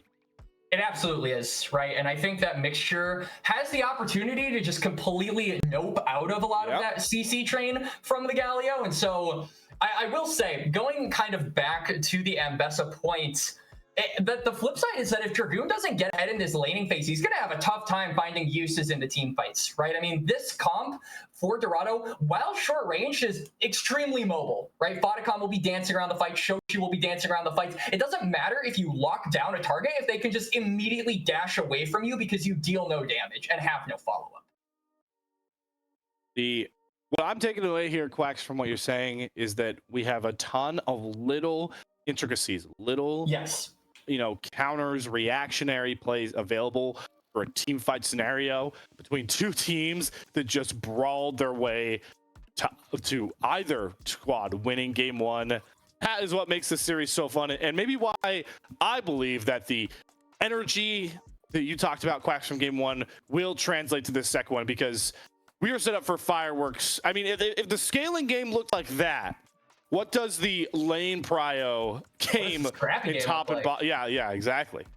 Yeah, absolutely. I mean, I'm really hoping that Jolly Rogers have the opportunity to show us, because I think that this is a team that, really you look across the board here, and this is the definition of players that have kind of been, put to the wayside in favor of some of the newer toys on the tier 3 ecosystem. Dragoon, Sudsy, Will obviously had some accolades in 2024, most notably Dragoon and Sudsy with that Dragoon's Goon squad, but recently in 2025 haven't really made a splash and haven't seen the results that players of their caliber that their names suggest would have liked to have seen. And so I think a win here and a start to getting back in this series and potentially winning this series would be amazing for a rebound on these guys in particular. I think the rebound could push it even further than just like recent OQ team performances. Not just for Dragoon and Sudsy, right? When you look across the board at like Shochi, who has been out of the NACL for a bit now, has struggled to get back to the tier 2 level from qualifiers. It's about getting back to the NACL. Even for guys like not City Witty anymore, my bad, Kyle, formerly known as City Witty, when he spent his time in the NACL, when it was a lot more of an open format, he's been trying to get back there under his new namesake. Will had some time in the NACL. So for these guys, it's yes, you could talk about, oh yeah, these are like former tier 2 players in tier 3, but they have had to really battle just to get a chance to get back there. And that's what really heightens this series even further for these veterans on both sides of this matchup. And I'm really glad that you actually highlighted Shochi, and I'm going to actually extend it toward Mixture, because both of these guys were on that Respawn squad who were touted up to be a team that could have made promotion. And honestly, as one of the guys who was covering that team throughout their OQ run, ran into some really unfortunate circumstances, eliminated by Near Airport, and then had to face Citadel in the lower bracket before they even had a chance at a qualification series. Yeah, it was definitely rough. And so I think Shochi and Mixture in particular are looking at that previous OQ with disdain, and they're saying, we can do better, we will do better, and we'll show you here in game 2 as we're on to the Rift Slayer. Well, the two solo lanes from the promotion tournament goers, I guess I'll say, of Dragoon's Goons, Dragoon and Sudsy, need to be pivotal here. Down 1-0 against Dorado Gaming. We had a little bit of DC issues to get onto the Rift, but nonetheless, we are back here for a huge spot to force a rubber match game 3 for the Jolly Rogers on their first blue side game, with Dragoon back in his element on a carry-oriented top laner. Zevin Nukes trying to accomplish trying to figure out the equation that has been Fodicon and Mixture, the deadliest bottom lane that the OQs have brought so far. I mean, every bot lane that they've encountered has tried to solve this equation, but has come up with on their calculator stat error or no real solutions or whatever TI-80 that you actually have. It varies, but no one has been able to figure out this puzzle yet. And so I think that, you know, Zev and Nukes on champions that they're extremely comfortable on, familiar with, and who have kind of helped, you know, put them up to that next level in name recognition. This certainly could be the first time we see Fatikan and Mixture put on the ropes, as Jolly Roger's going to open up, actually drop a ward, so they will spot out where Kaido is starting on those Raptors. And I wonder if Will maybe wants to go for any pathing shenanigans to fight him when they respawn. Kaido definitely going to beat the clear of the Vi out with the Hecarim for sure. Also, another little compositional adaptation I'm liking here from Shochi. I'm a fan of this. Shochi, like we talked about, a guy in the NACL who made his mark for winning games on like Katarina mid. These crazy combinations of summoners and runes on champions that were just normal meta picks. I love the first strike here. You're going to get free value out of this. So much gold in the early laning phase, being able to just poke down Sudsy constantly. So maximizing for your lane, good pickup there from Shochi. For sure. I mean, Ariana, or not Ariana, Ari is a champion that likes to spike around that 2-item mark. I think really operates well with the Malignant. So every little bit of gold helps, as Ariana is saying. Every little bit of XP helps as he gets a chunk onto Dragoon. Level 2 power spike gained by the Dorado top laner. Dev and Nukes with their range, though, will get to level 2 themselves first into that Lucian Melio. That while the Melio will still get a ton of value out of the lane with the amount of hard CC engaged that the Galio Vi bring to the table, Fatikan on the Lucian definitely wants to get the ball rolling as quick as possible. Lucian can scale, but it's all about kind of just bludgeoning your opponents early and then not letting them get back up with this type of AD carry. I think Fatikan and Mixture definitely want to be the aggressors in this laning phase, and you can see they're already starting to push back in that lane, sort of get some tempo for themselves. They're actually going to force some summoners out of the bot lane for Jolly Rogers, but nothing too consequential. No flashes burned from either Nukes or Zev. Yeah, those are 2 combat summoners down nonetheless. Heal and Barrier going to be taken off the board, is Fatikan using the most out of his mana bar. That is a bit of a crutch for that Lucian for first item. It's partly why you sprint towards the ER, as Fatikan sprint dashing forward into Nukes gets another big double tap Q combination. Yeah. Just like that, the bottom lane is thrown back into the ways of Dorado Gaming, and they might get topside as well, as Dragoon, just not respecting Ariana's health bar, gives up first blood again in the solo lane. Ariana slices Dragoon in 2. It's a solo kill for the Dorado Gaming top laner.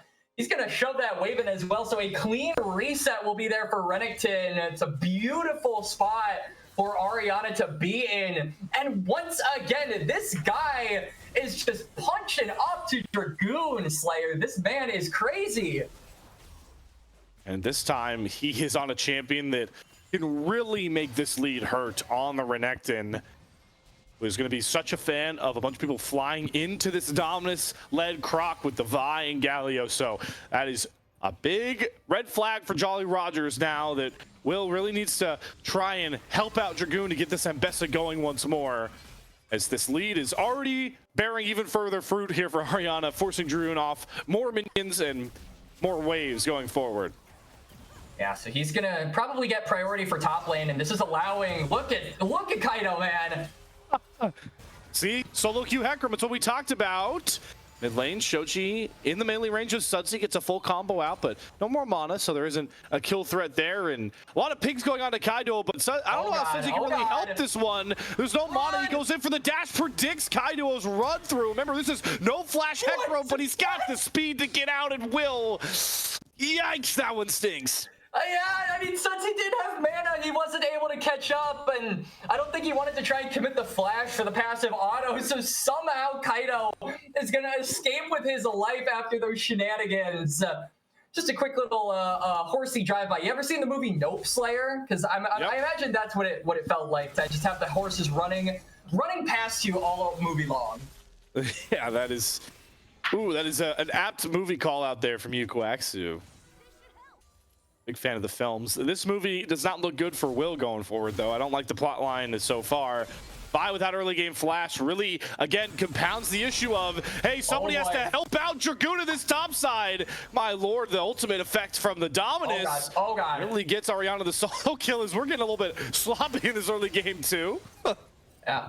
I mean, Dragoon might hit level 6 soon. No, he's actually being zoned off the way, but here comes Will. Oh my god, Ariana, Whoa. that is a vicious flash. Dragoon cannot even get away under his own tier 2 turret. Will trade out the shutdown, but that was a mental warfare solo kill if I've ever seen one. Absolutely, and Dragoon is going to lose so much for that. He lost that entire wave because Ariana bullied him off of it, but that wave, I think, is also going to push in for Dorado Gaming, so, or at the very least, that wave is just going to dissipate in front of Dragoon's eye, so he won't be able to pick up the wave.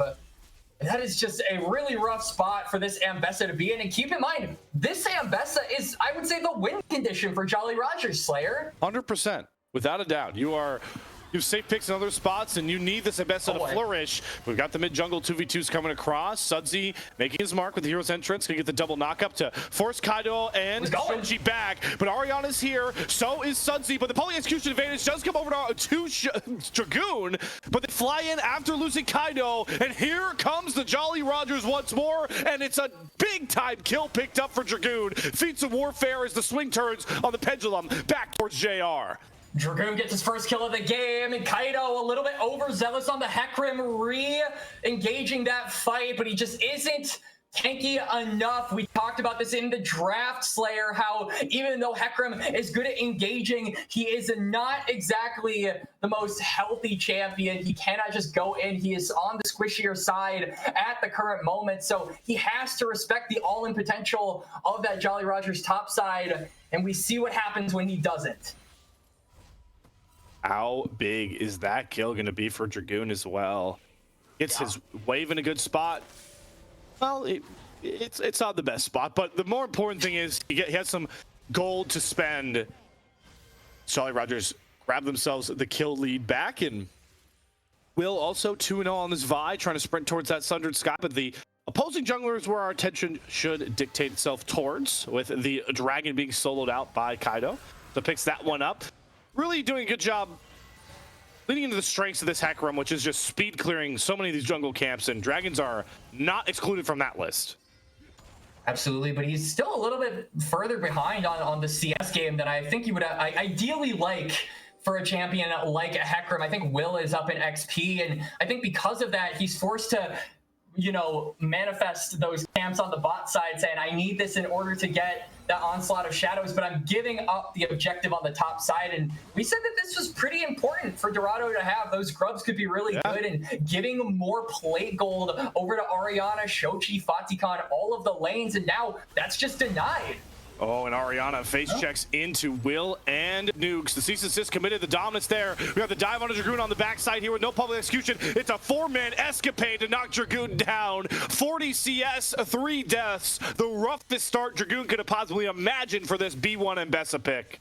I mean, Dragoon goes down, and Ariana somehow survives on the top side of the map, so it's a good trade for Dorado. They're also going to get plates. A little bit of gold injected into Fatikan, so it will be Lucian, I think, being the big breadwinner of that exchange. And Jolly Rogers still looking better than they did in the early game of game number 1, but their main win condition falling short, like you said, Slayer. Value of those grubs, though, actually makes that cross map pretty lucrative for them. They do grab 3 top lane plates onto Zev and Dukes. Right. And it's going to keep the gold dead even, so those grubs you called out, they were going to be important, already bearing fruit here for the Pirates of JR. Yeah, they certainly are. And that gold going over to Zev in particular. We haven't seen a ton of action on the Ezreal, but honestly, Ezreal likes it that way, right? Just everyone calm down early and let me scale, get 3 items. So even though Jolly Rogers, their top side, is having, I would say, very mixed results, the bot side is being consistent with their target on getting that major breakpoint for Ezreal. All right, Jungle Main, how are we feeling about this Eclipse Rush here from Will going that lethality, bursty Vi in this game? I was expecting Sundered Sky for sure. I actually think it's fine. You have a lot of survivability with the Karma, and a lot of tankiness just with the Galio and Here's the damage. Oh, never mind. Flash out of Shochi, though.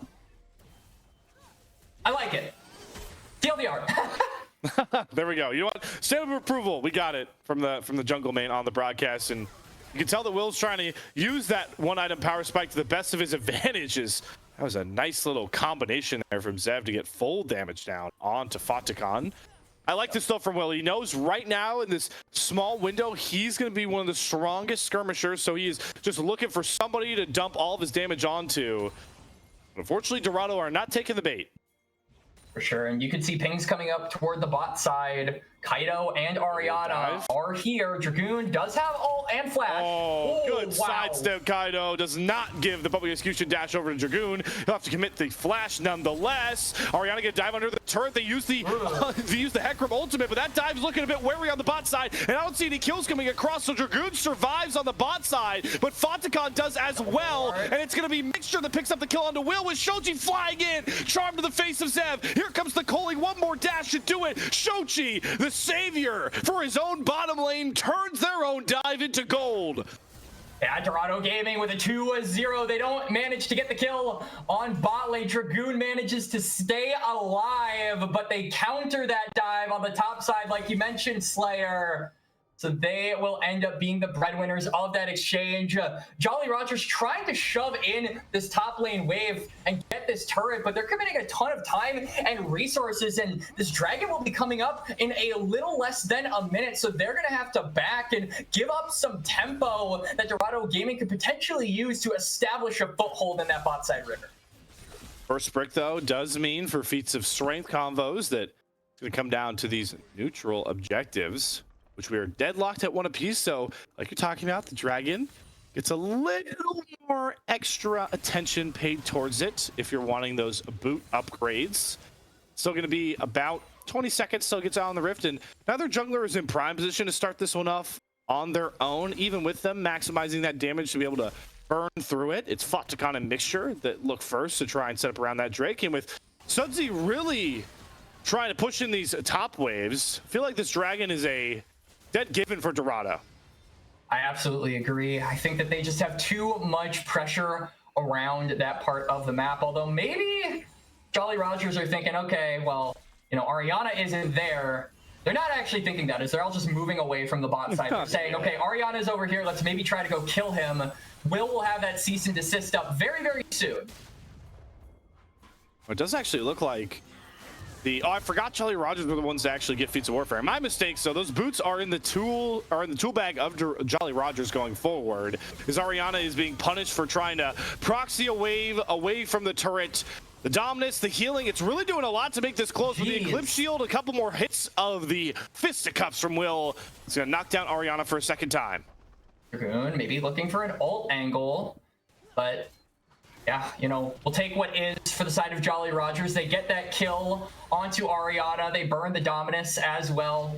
Renekton just not having that flash. Got really close, I think, to actually turning that into a 1v1. One more round of spells, and he likely actually, I think, could take Will either down or very close to going down. So they're playing with fire a bit there, but luckily they managed to pour water on it. Here's the fire that needs the real attention of Jolly Rogers. Is Dragoon is just totally locked out of this game still. I mean, you can see the CS discrepancy, not just against his own lane opponent, but anybody else on the rift outside of Will. Dragoon has really been knocked down, not out, but it's a pain point that Jolly Rogers are gonna have to really solve. It feels like with time, or really giving him gifts of kills, which is easier said than done. I mean, you could be depressed by the CS disadvantage for Dragoon. What really puts me in a sad state is the item difference. I mean, yeah, right. Look at that. Oh my God. There's the Kaido Hecarim special, but they do get the ultimate combo on Ariana. That's the hero's entrance used by Sudsy to protect Will. Also dropping the cease and desist. So the main two engage tools and protection tool ultimates there for Dorado, or excuse me, Jolly Rogers come off the board, and that means that Dorado Gaming get the Rift Herald for free. This is really good recognition from Dorado saying the hero's entrance is down, the cease and desist is no longer there. They don't have really any room to cover the distance onto us, so we can just take that objective for free. Now, the million-dollar question, Slayer, is where is this going to be placed? I would imagine that Kaido is likely thinking of putting this in the mid lane, but I think both lanes have... Well, mid lanes were fighting, nonetheless. Public execution lands on the mixture, immediately pops the breath of life. Dragoon trying to kite back to the outside shadows, gets the fear down. Dragoon has to burn the flash, but Sunsy just cuts him down for size. Dragoon down first, and you've got nukes way too low to try and hold this mid lane turret. And Ariana looking to find a brawl of their own with that dominance. Everything going the way of Dorado in this mid lane, and it might just allow them to push for maybe a second turret. And you know Ariana wants it. They pop the dominance. They're just looking to maybe dive under this tier 2 turret as they lock up Sunsy in place. The knockback from the Heckrum, the rampaging charge gets them one. They do sacrifice Fatakon, but it's for a greater cause. Tier 2 turret and another kill found to compound the gold lead. Once again for Dorado until Zev says not so fast. True Shot Barrage finds its mark for the shutdown. So, I mean, it's a 2-for-1 in favor of Jolly Rogers, but they lose 2 towers in the mid lane. And honestly, I think that really swings it in Dorado's favor, because now they can extend that vision line up so much further. And that is going to be especially effective around these dragons. Dorado have been slowly but surely stacking up that bot side objective. And in about 90 seconds, if they can take this next one, it will be sole point for them. So Jolly Roger is really going to have to err on the side of caution when walking up toward this bot side and establishing a foothold. Treacherous steps to be taken. And they definitely have to now worry about the dragon stacking, right? We memed on the Cloud Soul last time round, but Mountain is not in the same category. And you'd really like it, especially on the Jolly Roger side. I think the main beneficiary would be Sudsy, but also just kind of eliminating the burst potential that Dorado is really predicated on with their damage dealers. Yeah, they certainly have, and just the pick potential as well. Shochi has been an expert marksman. This man has been Steph Curry with those charms, just constantly finding their mark and giving Dorado an opening, not just to solely rely on the onslaught of shadows, but to capitalize off of these pick tools.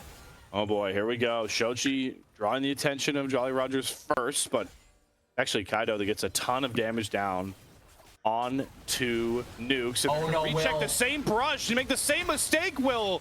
He's got to flash away, but Shochi's trying to hunt him down. Lands the charm onto Zev. Here comes the hero's entrance, but the Ezreal's going to drop. Fatagon gets the first kill, and now all bets are off. Kaido's running amok in the backline. Dragoon's pulling execution, whips wide, and it's all easy pickings for the Lucian. Fatagon flying high with the double kill, and Dragoon's next up on the menu. One more stun should do it. There it is, and Fatagon finds himself in the squad, a 4 for nothing, just like that. Dorado Gaming are walking up unafraid, undeterred, and unable to drop a single fight in this game. They are just steamrolling ahead here in game number 2. And it just feels like so much pressure is being paid off by Shochi on this Ahri. Those charms keep landing, finding those priority targets. They open up the damage onto Zev. JR, they panic. They try to save their 80 carry, but it is not enough. They get picked off one by one. And Dorado Gaming with a 5,000 gold lead, 3 Drake advantage. They're looking to snuff out JR's chances at getting back in game 2.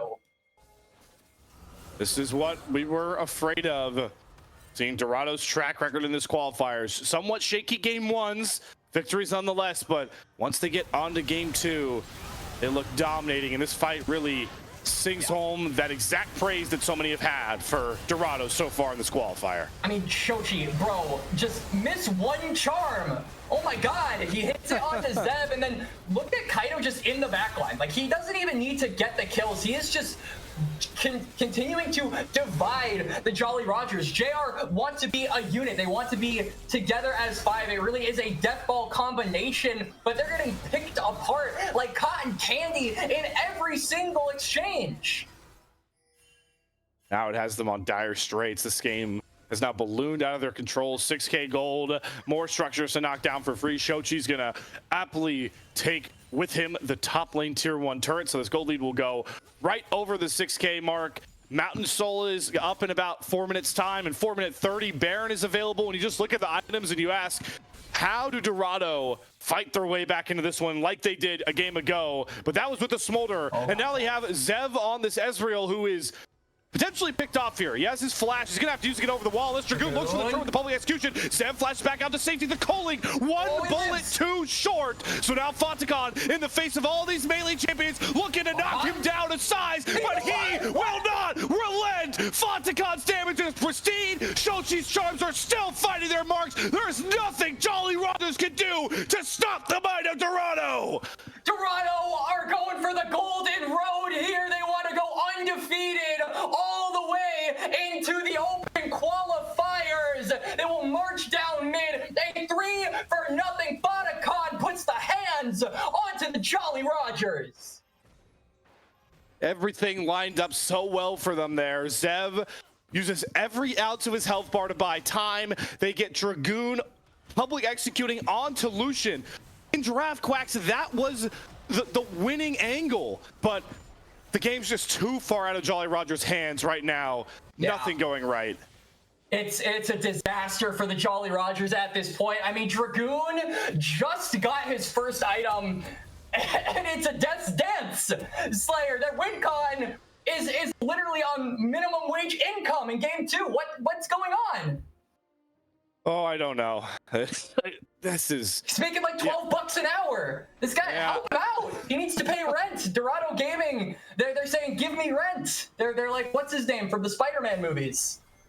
What's his name? They're charging rent, utilities, and a parking spot. Mr. Dokovic. Yeah, there you go. Sorry, I had to comment.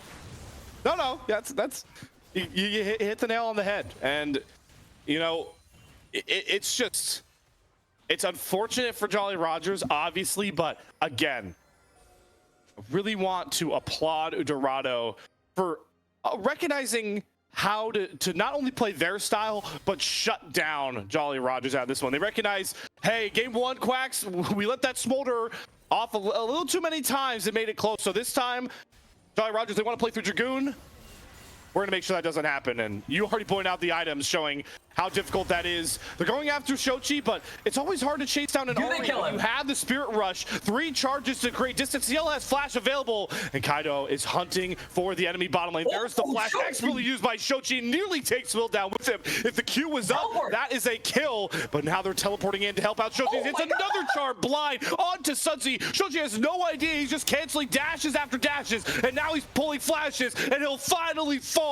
Sunzi gets the shutdown, but here come the reinforcements. The routing of Sunzi and Will is inevitable as Fonticon goes unstoppable, and Will, a desperation recall to be shut down by the blinding light of this Lucian. No, it's the turret to do it, but it's still a win for Dorado. All those expenses used for Shochi, and they still don't come out ahead.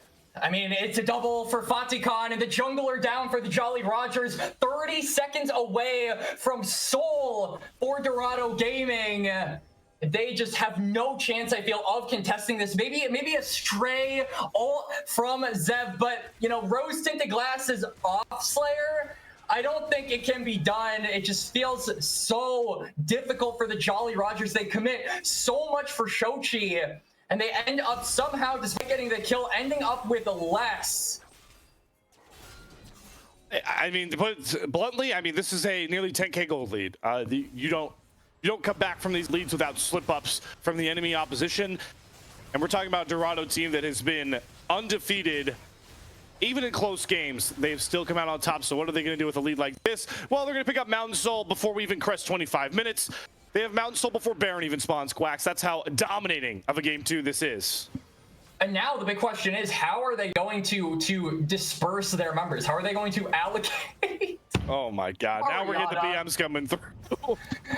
How are they going to allocate their players? Because we have a Shochi with a teleport. We have Ariana, whose TP isn't going to be coming up for a decent amount of time at this point. So, I mean, do you death ball? Do you look for a 4-1? How are you going to split the map as Dorado? I think is the big question. But honestly, it doesn't really matter. Like we've said, they're at close to a 10,000 gold lead. They can do whatever they want, it feels like.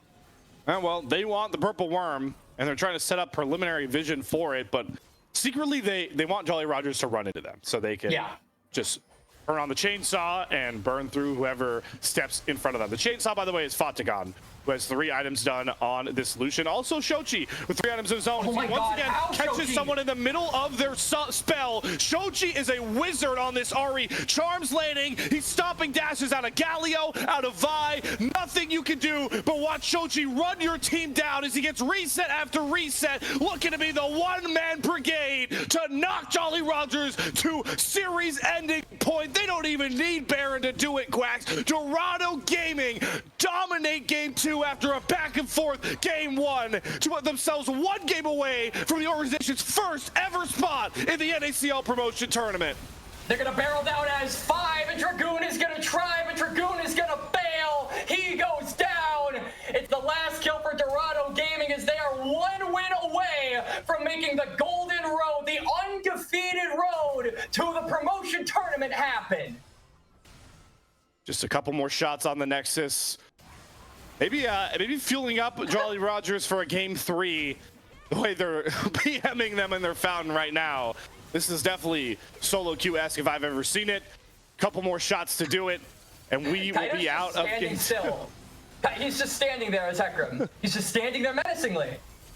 That is a solo queue Hecarim if I've ever seen one. Come on, boys, let's nail these down, and we will finally see game 2 come to an end because our observer crashes.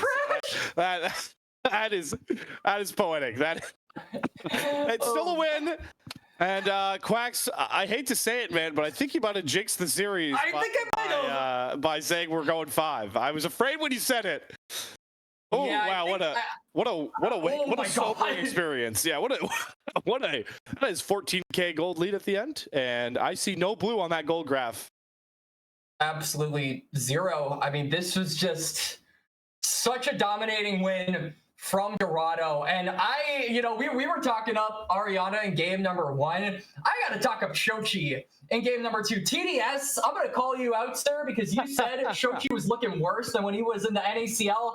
Absolutely not. This man, I mean, you said it best, Slayer. This man is a wizard. He hit every single charm, and every charm was like perfectly timed. He canceled all the dashes. All of the engage that was there for the comp on Jolly Rogers was just completely, made irrelevant by a heart of all things. That is the Shochi that has people so excited about this player. Have been for a long time after he had such an amazing debut in the NACL. It just means so much to this guy. I know it, to get back there and prove that he's got the work ethic and he's got the talent to be a future mid lane North American prospect. So what a performance out of Shochi. I'll just say it. I'm not going to ask you.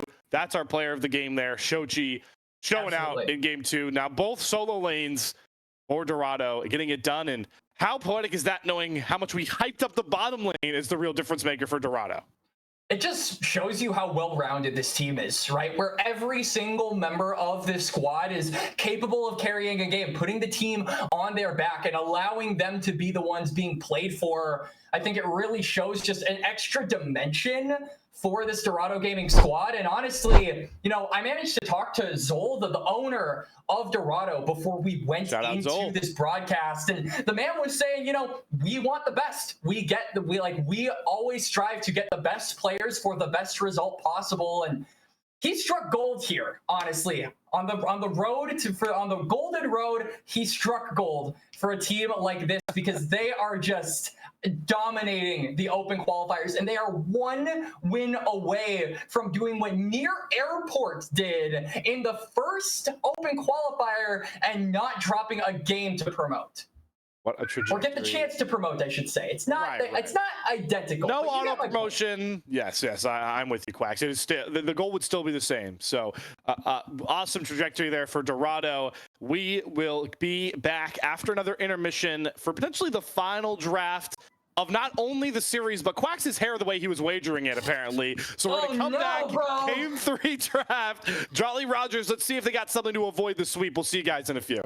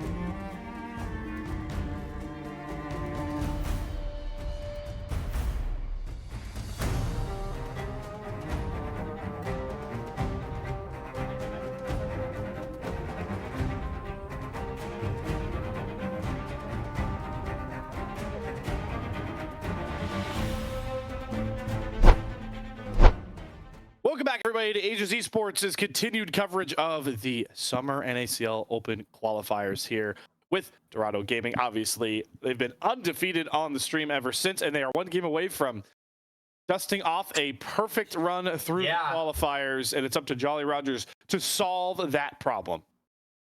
It absolutely is. And it feels like Jolly Rogers haven't been able to just answer a lot of the problems that have been presented to them by Dorado, right? I mean, we've seen the problem of top lane. Dragoon, even though he is the focal point, the win condition in game number 2 on the Ambessa, it's a bad matchup for Ambessa. He gets targeted all game long. He's not able to do anything in the game, and he gets his first item by like 20 minutes, and it's a death stance. So that was a problem presented. The problem of Fatikan and Mixture. No team has been able to answer it, and it looked like Zev and Nukes, even though they were on more familiar ground with their champions in game 2, had less of a good time, I should say, than in game number 1, where they got, relatively close to solving that equation, as you pointed out at the beginning of game 2, Slayer. So we're regressing a little bit for the side of Jolly Rogers, and it's going to be up to them to bounce back, to find the form that they had in game number 1 and take it further. Intriguing wrinkle to that question is Jolly Rogers want to go on red side, which can be, or unless they aren't, I think they're red side. I would assume the side selections are still the same. Which is, if we're pulling from, tier 1 statistics, the weaker side right now, I would say, like, on all the weaker regions. Yeah, I mean, hey man, LTA North has a higher win percentage on red's blue side, right? Or I care. I'm being biased. Now I'm gaslighting you. You gaslighted me, and now I'm doing the same. So I'm pulling from LPL, to be honest with you, where blue side is the most dominant. Yeah. Hey, Jolly Rogers do know it. They are on blue side, so they'll go blue side off a loss the second time in a row. So now the question kind of becomes, with the champion pools getting more and more constricted as the series goes on, because we're having these champions locked behind Fearless, what are you realistically going to go for in game number 3 here? What are you going to B1? A lot of B1s have been taken off the table. Things like the Senna, things like the Ambessa, a lot of these really strong B1 champions are no longer available. The thing that comes to mind, or at least the first champion that comes to mind that you could be one, is maybe something like a Varus, but that gets banned away. Corki is potentially something else. We have been seeing a lot of constriction in the bot lane. Nico is also an option because that can be flexed. We know that Shochi, he's a weird player sometimes, and he can probably play the Nico, so they can flex that between support and mid if they want to. But I'm not sure I can say the same about the Jolly Rogers, frankly. Okay, well, Nico makes it through the ban phase the first time, nonetheless. So we'll see if that's in Takimon's priorities, and will immediately grab that one up. So Nukes, who you highlighted earlier, Quacks, is an ever-aggressive support player. This fits right in your wheelhouse. Nukes to have immediate impact on the series, immediate impact to keep the series alive with the Nico. But I don't hate this move from Fatikan, going for the Jhin. It's one of those Fury carries that will be, from a range perspective, least susceptible to these pop blossoms, but you are kind of handicapping Fatikan's carry ability by picking the Jhin. For an immobile champion as well, right? Like we said at the draft of game number 2, Fatikan operates best when he's given champions that can move around the fight. And we're going to continue that train of immobility with a Hui lock in here for Dorado. And this is something that Shochi has yet to play. He actually has had a very pronounced counter to Hui, which is that Yasuo. So we're not going to... I was actually interested to see if we would see that from Jolly Rogers, because that would be super cool to continue to highlight Shochi, but he's going to go on the Hui here. So I feel like the common theme, Slayer, for this Dorado gaming team, or at least this comp in game 3, is the range aspect of it. Yes. You've got range from the current call, you've got range from the Hui, and so I think Dorado continuing this comp, if they don't want any more heavy hitters, are just going to have to get a front line that can create space, create that distance, and make it harder for Jolly Rogers with champions now like Kaisa to close that gap. I still think this is going to be a Hui support. I am holding out that this is going to be mixture Fatikan min-maxing range in the bottom lane. So we'll see if that is the case, because Jolly Rogers haven't taken a phase 1 pick to try and counter the Hui mid. So maybe they're also expecting this to be in the support role, is they have fully indexed on Circles of Death and Dive. This is you got Cataclysm, Pop Blossom, and a Kaisa that can fly across when either of those abilities hit. So we are going to get the push and pull of a comp that's looking to play artillery with damage from distance. The Maokai slings that home as well, versus a team that's trying to dive on top of them, as the Maokai really just makes this a really flexible first phase draft here for Dorado. Yeah, right, it does. I was thinking that Kaido could probably go one of two ways. He could either index into carry and maybe go something like a Viego, because there's a lot of mobility on the pick so far for Jolly Rogers that Viego absolutely loves combining with the Heartbreaker. Or he could kind of turtle a little bit, be a little bit less gold efficient, or have more of a low economy champion. And my immediate reaction to that would probably have been the Maokai. So I think that this is an okay pick. I don't think that it really answers the Jarvan in a way that saves Dorado from what the Jolly Rogers immediately want to do, because Maokai doesn't have, I would say, enough displacement to prevent a flag and drag from finding this immobile Jhin, right? Or allowing the Cataclysm to hit his backline. And I think in a comp or in a game like this, you really need that as Dorado. So obviously there are still 2 more picks to be had, but I do want to see that coming out of this comp before we leave the draft. Gonna set up for some pretty stark lines when it comes to the bans. Yeah, you're looking at Dorado, who do actually ban away the Yasuo, so they don't want that one to come out from Sudsy. But yeah, they're just taking away extra dash champions that can play well with the dives. You have the last breath interaction with Pop Blossom, and Akali would love to fall forward. Yeah, I was about to say. Yeah, I'm glad they banned away the Akali, because this would have been an amazing Sudsy Akali game. And so, now kind of looking as the bans finish off with a Yone for the Jolly Rogers, what exactly are we going to be seeing from Dorado? Like you said, there's a lot of flex potential with this Hui, with this Maokai, so it's tough to actually predict what is going to be dropped here. All right, so yeah, that locks in basically everybody. That takes away all the flex potential. So that's a Tristana mid, Hui support, and then that means that Maokai has to go jungle. So one pick solves it. And that's more range, though, by the way, more scaling, threatening range. This Tristana is as a lane bully sometimes, but nowadays it's all about scaling on this champion, I feel like.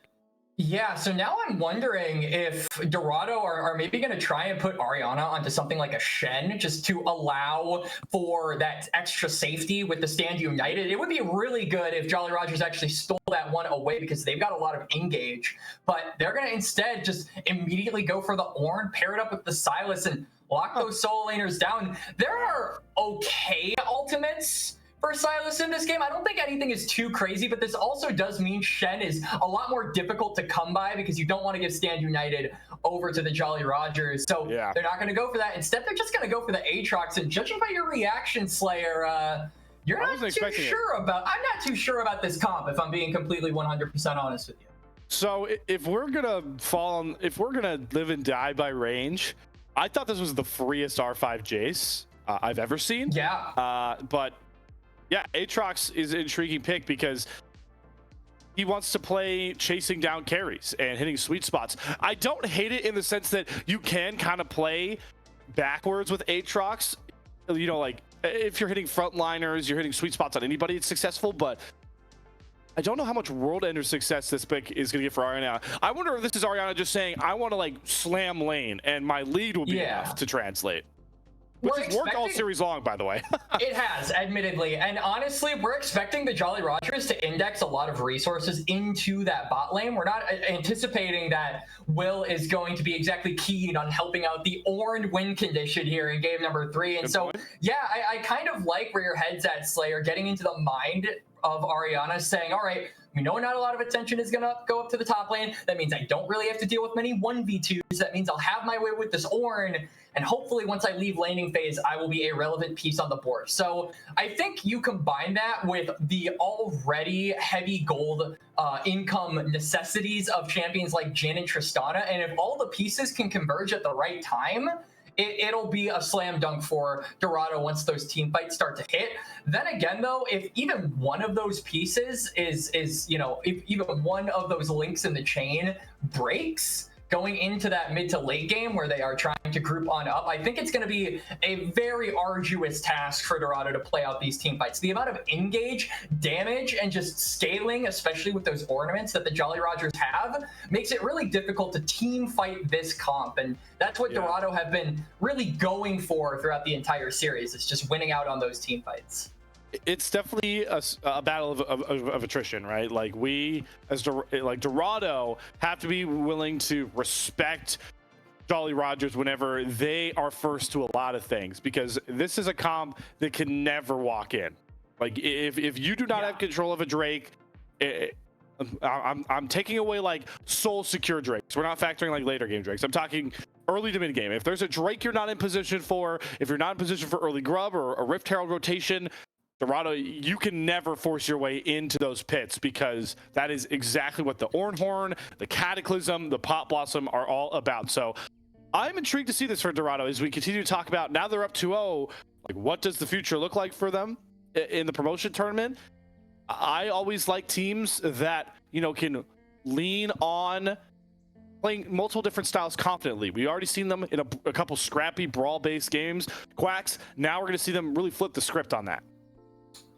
Indeed, and you know, also really have admiration for teams that can play any one lane, right? Or play through any one lane, and that's what we've seen from Dorado throughout this entire series, right? I mean, the first game, they really played through Fatikan and Ariana, and then game number 2, Shochi was the guy kind of being played for as well. So I think that there are a lot of dimensions to this Dorado gaming squad, and I don't necessarily think it's about playing for any one particular lane. It's about all of the lanes coming together for that team fight, because if even one of them, I think, is not in position to be a carry, then Jolly Rogers can just win this game via team fights. And I will say, my big worry just is that lack of mobility on that bot side. Like, Will realistically is almost certainly going to be pathing bot, and I think it's going to be up to Kaido to do something different this game. And it's not, you know, go on the offense, look for ganks. It's to dissuade those ganks. Try to buy time for your bot and mid to scale and not engage the enemy. And he has been very pivotal in a lot of those engages throughout games 1 and 2. That's a great point to highlight.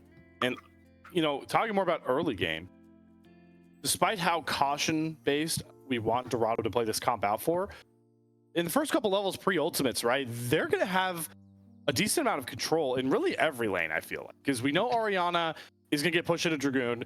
Tristana Silas early is another, you know, range melee where Shochi, who's been on it today, shouldn't really be ever giving avenues for Sunzi to trade with him accurately. And then the raw damage and poke, even early, that a Hui and a Jin dictate onto waves is a lot for even a Nico and Kaisa to deal with. So there is going to be a window before ultimates come online where it's really Kaido's ability to run around wherever he wants on the map, I feel like.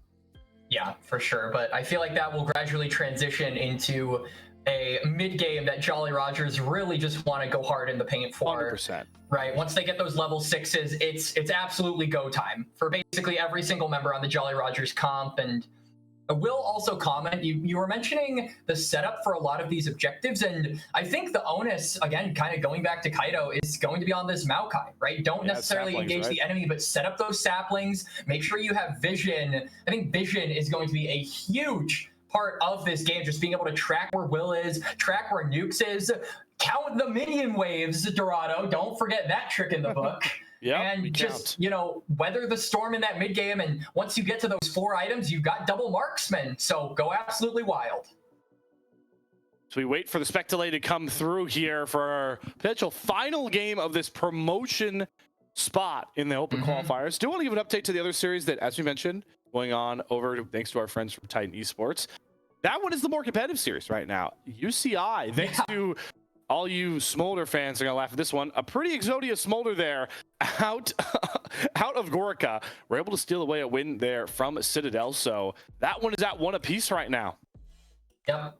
Seawolf fans, including ourselves, Slayer, eating good with a win for UCI. Everyone likes them. I like them a lot. So I'm glad that they were managing to at least be competitive with Citadel, who, like we said at the beginning of this broadcast, are the overwhelming favorites, not just to, you know, get into the promotion tournament, but to probably go further and get into the NACL, depending on how things shake up. I mean, that is just an absolute Exodia squad, like you said. But going back to Dorado, 1 game away, 1 win away, and the golden road for them will be complete. And it's got to feel super duper good for Shochi and Mixture, knowing that they lost their upper bracket series to a team that did what they have the chance to do this time around, and potentially meeting them again in the NACL if things shake out. And I would really like to see that. I think every single one of these players on Dorado, everyone would like to see in the NACL, because they have all been on the cusp, the precipice, whatever you want to call it,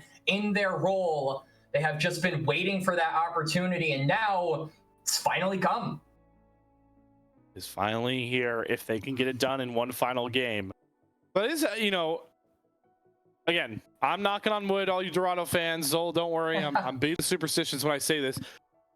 If this series goes Dorado's way, it's probably one of the most wide open promotion tournaments we've seen of the last couple probably teams that are on the relegation side of NACL. So this is such a unique window for an organization like Dorado to go from, you know, dominating Emerald, Plat, Master Cap tournaments. Yeah. What a story. A staple in the Tier 2 scene.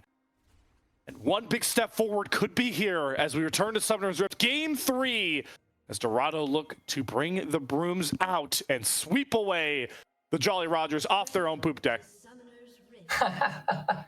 Yeah, make them walk the plank and swim with the fishes. There we go. I got Quacks into them. It took like 5 of them, but we're there. Yeah, absolutely. I respect the pirate puns. Absolutely. But it is definitely going to be Dorado, I would say, with a bit of a worse comp than what we've seen in games number 1 and 2. I would definitely say that it has been a draft advantage so far in both games of the series for Dorado. This time, though, it's a bit less secure for them. I mean, they've got double marksman, but not maybe enough peel for all of them. They've got some tankiness, but maybe not enough to weather the insane amount of upfront front-loaded damage that the Jolly Rogers have drafted for. So certainly feel like the 5-on-5 this game is definitely put on more even footing than what we've seen in the past games. Couldn't agree more there, Quacks, is we do see the jungle starts coming out for both of our junglers. Raptor's gonna be warded up once again though for Kaido, so he will be tracked on his clear. Day 4 gonna also be going top to bottom, so looking for impact on these bottom lanes early potentially if either are out of their positional standings. But like we talked about, the threat of Hui's raw damage early is giving Focticon control of the early wave, and could mean level 2 comes to run that wave first. And as we expected with the Aatrox, same should be on tap for Ariana as well. For sure. And you know, looking a little bit closer at this bot lane, I really admire that Nukes goes for the heal on this Nico, because you look at this pick and you just say, I want to go for trading. I want to go for level 2, level 3 fights and 2v2 the enemy bot lane. But realistically, you're not going to be able to get your hands on Focticon or Mixture in this early phase. So just being able to sort of sustain that poke, get that extra little bit of safety for your Kai'Sa, I think is the more important thing. And so I'm glad to see Nukes prioritize that over what so many Nico supports like to do, which is just straight up go in without a care in the world. Yeah, just go for those big combos. Nope. Got to make sure Zev is with you there. But like we predicted, it's all lanes really in control of Dorado. You can even just look at the map and see the pressure that they're dictating as waves continue to crash under the turrets for Jolly Rogers to deal with. So, Will, the good thing for you here is coming off your full clear. I mean, either mid or bottom lane are potential gank angles if you can get around these wards. Markedly, the Tri-Brush being warded there expertly from Mixture right now to make sure they will see if Will decides to make a trip down bot lane. Also difficult for Will to take, you know, those longer angles because Kaido is down on the bot side as well. So he will almost certainly spot out where this Jarvan is. He actually hits the blast cone and gets vision of Will. So spots him. Yeah, not going to be able to make an impact in the mid lane. He's actually going to have to cross because he doesn't have bot lane priority. And then that means that maybe a tempo advantage, a minuscule one, given over to Kaido. We get some wards down in the enemy jungle, but that I'm sure he suspects has already been completely cleared out. And yep, he does. So he'll just go for that recall. These Crushing Maw, Deadly Flourish combos are starting to hurt here for Nukes and Zev, as both bottom lanes actually trade the heal. The one saving grace here for Zev is that Focticon is min-max his mana bar to make sure all this poke comes down. They're setting up for a dive with Kaido here, though. Remember, the Jhin has virtually no mana. I don't even know if he has enough for a deadly flourish if they wanted it. This is a bit dangerous. This could go very wrong. Both flashes are up, cleanses up. Oh my god, Kaido doesn't even want to let Nukes go into his clone form, but he will escape, and the turret ramps up just enough to do only one shot. Mixture. Yeah. Zev gets the free hit Fodicon, who has to cross back through that way. He pops the barrier, but again, doesn't have any mana to throw spells down of his own. Yeah. And Jolly Roger's able to survive the dive.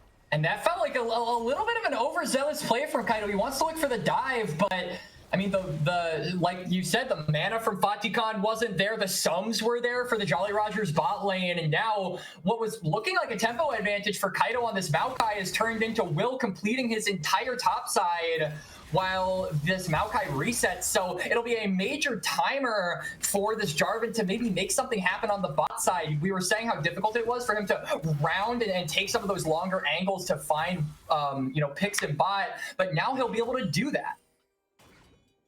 Maybe just be able to set up for a first Drake take that J4, I think, could handle on his own. It'd take a little while, but it's not like he doesn't have. It's not like the Maokai that just cannot solo a Drake in his current iteration. So we'll see if that's what Will wants to take. Does feel like a bit of a freebie on the spot side, but did watch Zev and Nukes take their reset as well. They're not going to swap either. It's a little bit too early, it feels like, to force some of those swaps. Mm-hmm. You actually see neither bottom lane even initiate the swap there, as Ariana will teleport back up top lane themselves. You usually try to initiate the swap to get a numbers advantage around those grubs, and those aren't coming up for another couple of minutes. So maybe around next reset we could maybe see that, but I don't imagine resets are going to be happening within the next 2 minutes. So that could be another opening for the Jolly Rogers if they want to look for that top side. I mean, Dragoon has Ignite and the Ornhorn, so level 6 is being dinged for a lot of the JR members, and that's the timer we said we really wanted to see them make their mark on. And the gold lead is pretty minuscule for Dorado with their 3 pushing waves. They've got a couple hundred gold in tote. They have some marketed CS leads, mostly Chochi, who is up nearly 2 waves currently over Sudsy into that range versus melee matchup. But like you pointed out, minuscule gold lead. So as that team fight, wombo combo based team, you're happy to be in this spot, and it really just comes down to execution now. Certainly does. And Dorado gonna get shoved in that bot lane and just go for the guaranteed dragon. Will is gonna try and make something happen, but all Shochi has to do is kite down. Yeah, has the Buster Shot too, gets a huge chunk into Sudsy, trying to get back towards his team, but the big wall is separating him. He's gonna Buster Shot Will away into his own bottom lane, but space is what this Dorado comp wants, and they're not getting it. And they also watch Nuke steal away the Drake from right under them. 2 kills just like that for Jolly Rogers. The top laner's going brawl for brawl. Dragoon nearly gets his revenge from this entire series. 1 tick of the Ignite short. There's Jolly Rogers cutting down the distance and cutting down Dorado to size. Yeah, I mean, and it was Shochi that initially got engaged on by Will. He jumped to the side, actually, so a wall was separating him from his team, and he wasn't able to get the reinforcements from the rest of Dorado who were on that dragon. So that allowed Will to save his Cataclysm until after the rocket jump was used and just find that easy pick onto the Tristana. Kaido goes down as well, as does the Dragon. So Jolly Rogers turned this early game in their favor. And as the team with all the tempo in the world to play through, exactly how you needed to start, because now it becomes so terrifying to answer these early neutrals that are coming up. And you can see Will playing with that confidence, knowing that they're in a more stronger spot to jockey for any neutrals they want. He takes crack at the first couple of grubs. He takes away at least 1. He's going to wait for his bottom lane to get up here. Not even worried that much. Just wants to make sure that they have the numbers to go for this grubs play, because when they do have the numbers, they are the stronger team.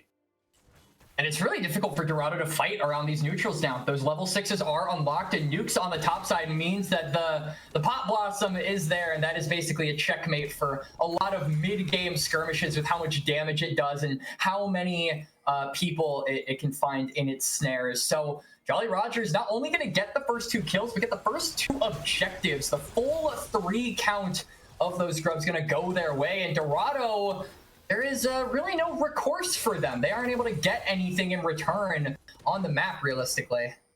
And just more Shochi pressure, trying to threaten some of these plates. Should be able to pick up this second one if he spaces these autos correctly.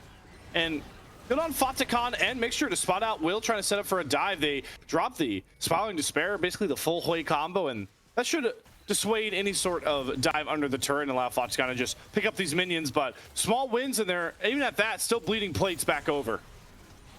I mean, it's plates over to Zev. He actually has to pop the cleanse. Yeah, so it's a summoner down, and that means that Kaido is licking his lips, saying, all right, Kaisa, you're next, buddy. But he has to cover that distance. That's the difficult part, like we said.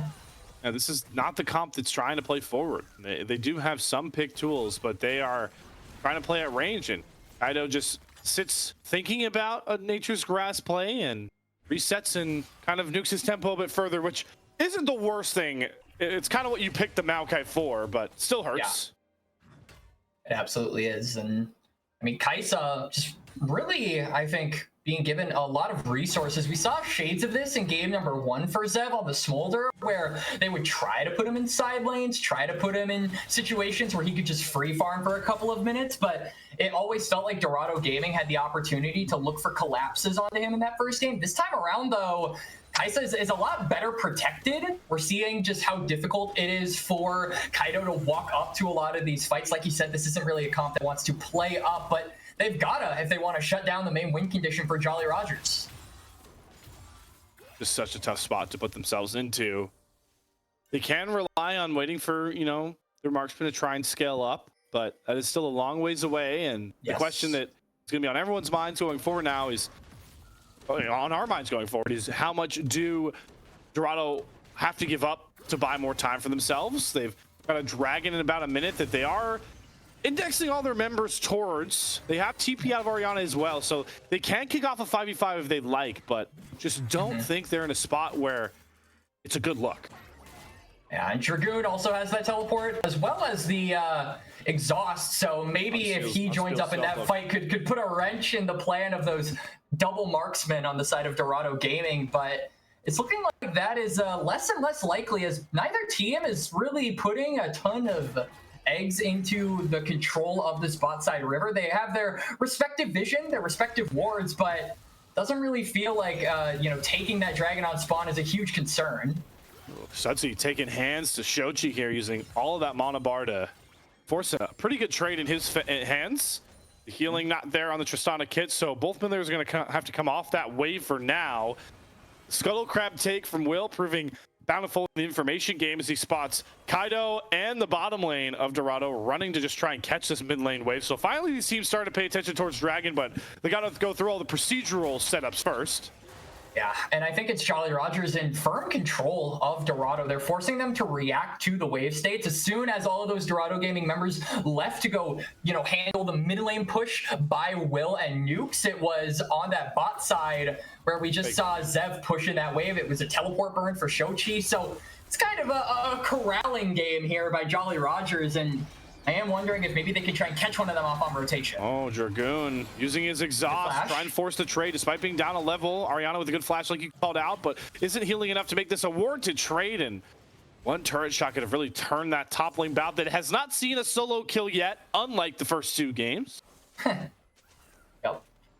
And it means that both top laners are in a position where they say, no more fighting, let's reset, and could give them an opening to get those teleports down toward the bot lane. You can see they're actually both holding it. In fact, Dragoon is saying, screw top lane, I'm going to go straight toward the bot side. I'm going to join my team up, and we're going to try and win this with a man advantage. But they're going to have to act fast, because Ariana can respond and immediately turn that advantage null. Do you feel like with Ornn, once Dragoon shows here towards the mid bot side, I think Dorado can afford to give this? Don't need to fight for this Drake. This isn't a critical one. Obviously, it's not ever fun to be down 2-0 in the Drake stacking, but there's just not the setup there that I feel confident in them walking into. And yeah, so Kaido is just going to watch this dragon fall. Or maybe not. Oh, Here's wait, the hang Nature's on. Grass. They're going to force a fight. Nuke Wait, yeah, flashes away, teleport though. for Ariana. And they do have Sunsy. They're jumping in with Shochi, all inning for Sunsy. And it's going to pay off here. They get the kill onto Shochi exactly where you want it. So good trap sprung there by Kaido and company. Wait, big brain play coming out there from Dorado. They saw the teleport from Dragoon. They're like, he's going top lane. We have a man advantage. Let's pull the trigger. They do just that. Ult burned there from the Maokai, but it ends up paying off as Shochi will get his first of the game. So finally, some gold being given over to these marksmen on Dorado. Guntal, the first big item completed there for Shochi, he is the big scale threat. I do know NACL fans have seen some pretty cracked out Jhin scaling, and I will say Fatigan is going on that build path that maximizes the scaling. Usually if you want to be a bit more of a mid-game bruiser, you go like a Yomu's, you go full lethality. The Collector Rush does signal that he's likely going to be going more expensive item routes later on. Expect an IE second from this Jhin. Yeah. The first item breakpoints there for the 80 carries, like you said, but still, Jolly Roger's in firm control of the rivers. It feels like this sort of neutral space on the map is constantly being controlled by them because the fear of engage from this Jarvan is too much of a threat, right? We talk about how immobile this Jhin is, how immobile this Hui is, and it just means that they are surrendering so much of the river and so many objectives as well. It's just going to be another one given over to JR. Here we go. This starts off with a hijack Nature's Grass, and Fatigan has to flash away from his dev, uses the Killer Instinct to cut down the angle.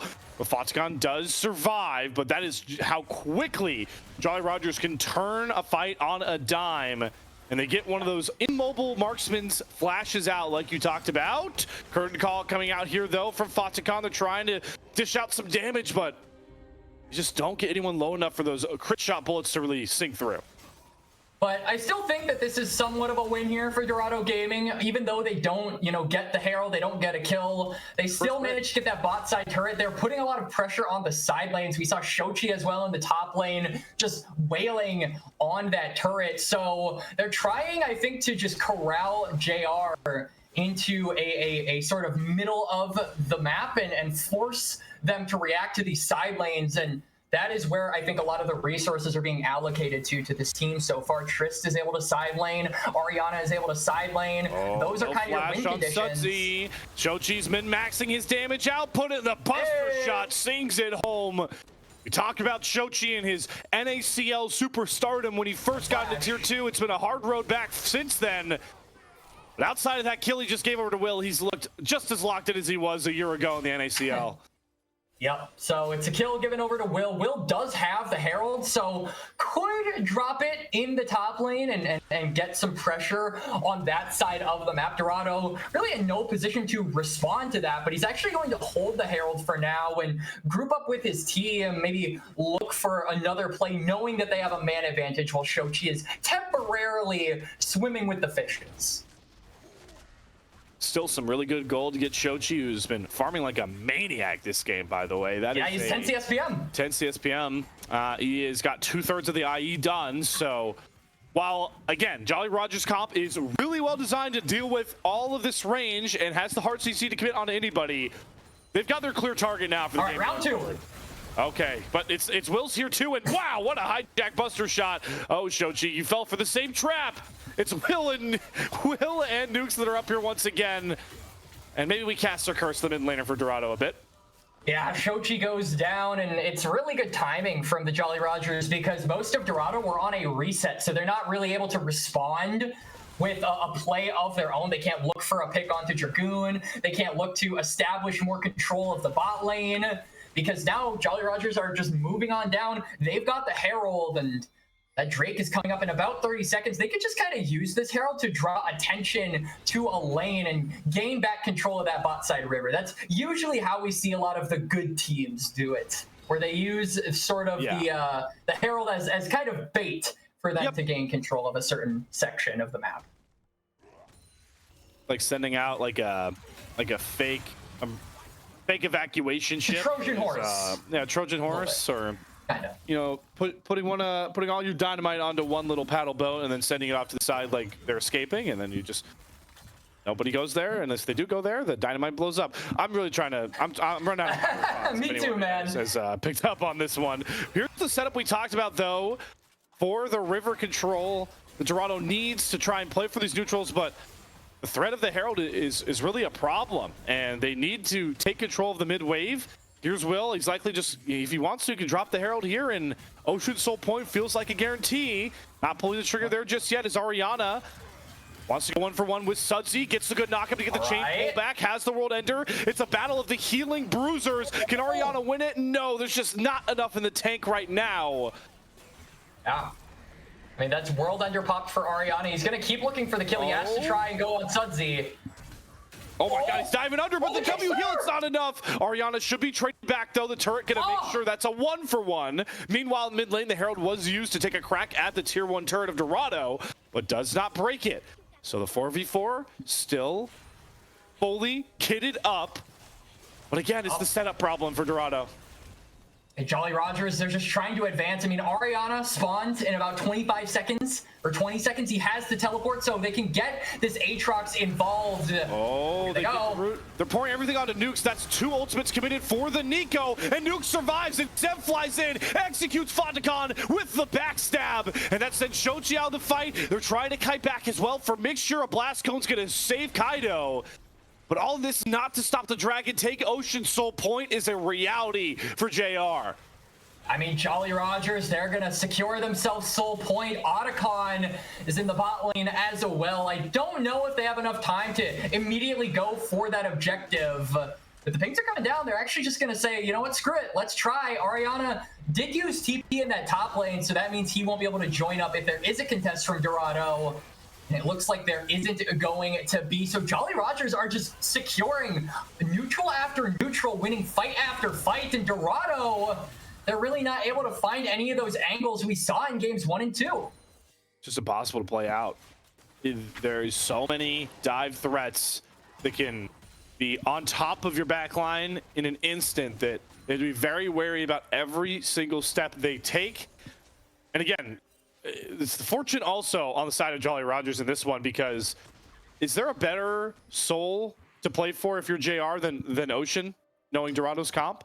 I think Ocean is the most dynamic soul. You can place it on basically any comp you want, and it'll be just as effective. I put Hex Tech kind of in that category as well. So, no, realistically, not. I mean, there's a ton of sustain on the JR top side as well. They're extremely tanky and just have a lot of healing, whether it be from items or just innately in their kit. So it's going to be tough for Dorado to knock down a lot of these tankier members on the Jolly Rogers. It's hard for them to knock down anyone on the Jolly Rogers at this point. I mean, they only have 3 kills. This is by far the calmest game we have had in the series. And it seems like Dorado are not really relishing in the order. And they relish more in the chaos, I should say. And it's just the nature of their comp playing from behind, like we've highlighted a lot of the time. Yeah. It's just very hard for them to dictate any tempo on the map. That is where the fear lies for me. I will say, gold-wise, they've stayed competitive. The gold lead is very minuscule, but that doesn't tell the full story. This is still very much Jolly Rogers games to lose, because they're going to have Ocean Soul to play for going forward. They'll have it pretty early on, and they'll have Baron coming up soon. And as important as those big buffs are, it's more important that those two are going to be what forces the hand of Dorado. They have to fight over those. And again, we don't know if they'll be at a spot where it's going to be a competitive fight. It really feels like the fights aren't going to be competitive until you figure out an answer toward that Jarvan. Jarvan, Will is just able to dive your backline with impunity at every exchange, right? We see how difficult it is for Jhin to maneuver around these fights because he's constantly getting cataclysmed, constantly forced into a box and then slaughtered in said box. So until you can fix that issue, or maybe, I don't know, scale out of it, which is hard to see because you're facing off against 3 dragons, it's looking a little dire for Dorado Gaming, for sure. Team that has not dropped a single game in the open qualifiers, looking for the perfect run into the promotion tournament, maybe with their biggest test yet, because as we talked about with Dorado, how game 1s have been kind of scrappy, they never really were playing from behind in those games. This is a clear deficit that they're going to try and overcome. So another big test as we continue to talk about Dorado as a team that will have much bigger foes waiting for them if they can make it to the promotion tournament.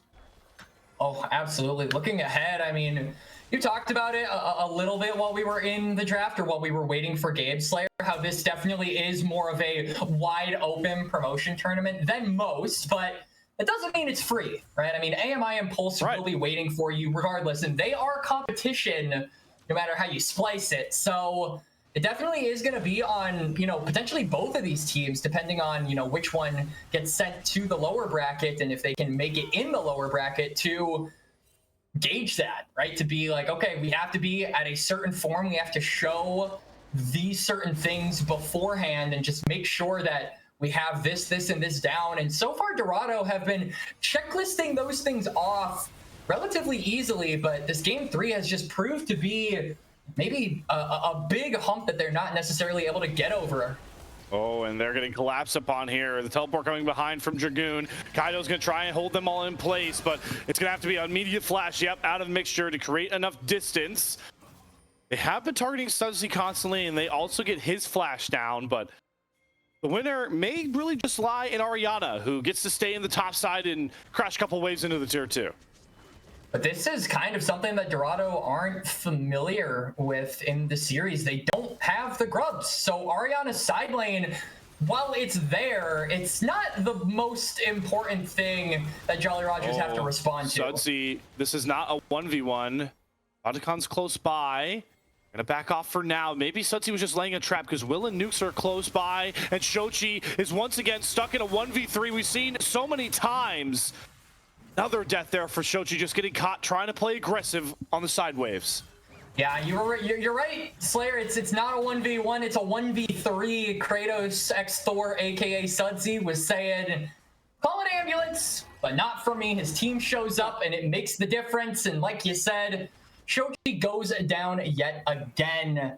We're about a little over 90 seconds away from this dragon spawning, and you can see both teams are, I think, really just trying to materialize around mid, get shove on this part of the map, and that will transition into them moving down toward the river. And like we talked about in the draft, Kaido on this Maokai, you have the ability to set up these saplings, set up basically pseudo vision for your team, and so the onus is on him to give Dorado a head start in this bot side river. Dorado have now made it clear that they are playing the long con scaling game in these double marksmen. See, through the build paths, you've got an IE for Shochi, and we do see that Fatigan is not too far behind with an IE of his own. Likely going to go, very crit oriented from both of these marksmen. So there will be a point where you have a lot of damage to compete with Jolly Rogers' item power spikes. But even again, it's about, will you ever be in a spot to really show off that damage? Because that has not been given to them in 27 minutes of gameplay. It definitely hasn't. I mean, Shochi and Fatikan both have 2 items, so this is as good a time as any to try and go for that fight that you've been really looking to win and to turn this game around. Oh, Dragoon looking for the Ornhorn with the fake Orn Pop Blossom onto 2, and it picks off Mixture with ease. Now you're trying to see Ariana and Shochi fight from back to front, but the Cataclysm down forces the hop through for Shochi. Will flashes, the Buster Shot will create enough distance, but Shochi is running away from an entire army, chasing him down. The Teleport Bandit falls short. It's just impossible for Dorado to play out these fights right now. JR have them in a chokehold. I mean, impossible would be putting it lightly. There's just nothing they can do. Will's engages are too much, I think, for the Dorado Gaming bot side to handle. Dragoon as well with the Ornhorn forces out your flash before really any, one player is going after you. Right, you're flashing away from a projectile, and then that gives the green light over to Zeb, over to Sudsy, over to Will to just go straight and go right on to killing you. So it's going to be Soul given over to the Jolly Rogers, basically uncontested. Dorado, it's a slow bleed for these guys. Like you said, the gold lead is still relatively competitive, Slayer, as it's only around 2,000 gold in favor of JR, but now we're factoring in those ornaments, and those are definitely making an invisible difference. And the Ocean Soul making a very visible difference, as that one is also picked up off the back of that fight win for Jolly Rogers for free. Got 2 items on those double marksmen, but it just isn't going to matter. It's so hard for them to ever position safely. And whenever any of them are without their flash, they are an immediate target for Will, for Nukes, and Shochi is going to be the prime example of that going forward, even with his hop. The Baron is just being taken casually in the background while Nukes' clone scares off Dorado. It's just the motions going through the motions here for Jolly Rogers, and Dragoon gonna play fun with his Oran Horn. Is gonna miss that knock up. He dashes forward for the exhaust, just playing around with that unsealed spell book. Yep. So it's Soul, it's Baron, over to the Jolly Rogers. Ariana is completely isolated on the bot side. He gets the turret, gets the objective bounty, but yeah, I don't know about this one. Oh boy, how did Ariana get down here? Oh, yeah.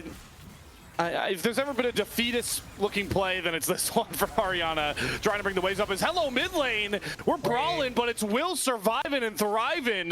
Shochi 1 HP away from death, and Sunsy teleports in and just casually bops him down. Kaido the only one to flash himself away to safety, but even that is not a long trip back. The gray screen is soon to haunt him. Even if he doesn't fall, they don't cut down the tree. They've cut down the undefeated streak from Dorado in the open qualifiers. It's only a couple more pushes, maybe this one right down mid lane, to signify the first loss for Dorado and potentially a new series blooming in front of us. Yeah, potentially the start of the reverse sweep, and luckily my hair is still going to stay intact, as I said that this wasn't going to be a sweep, and it's looking like it is going to be that way. Thank goodness, honestly, as I was getting a little bit worried after game number 2.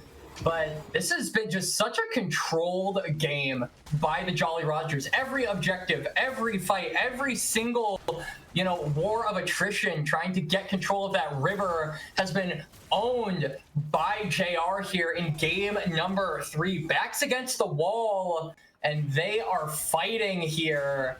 And it really feels like a large conduit of that is Will on this Jarvan, constantly finding picks like he's doing right now.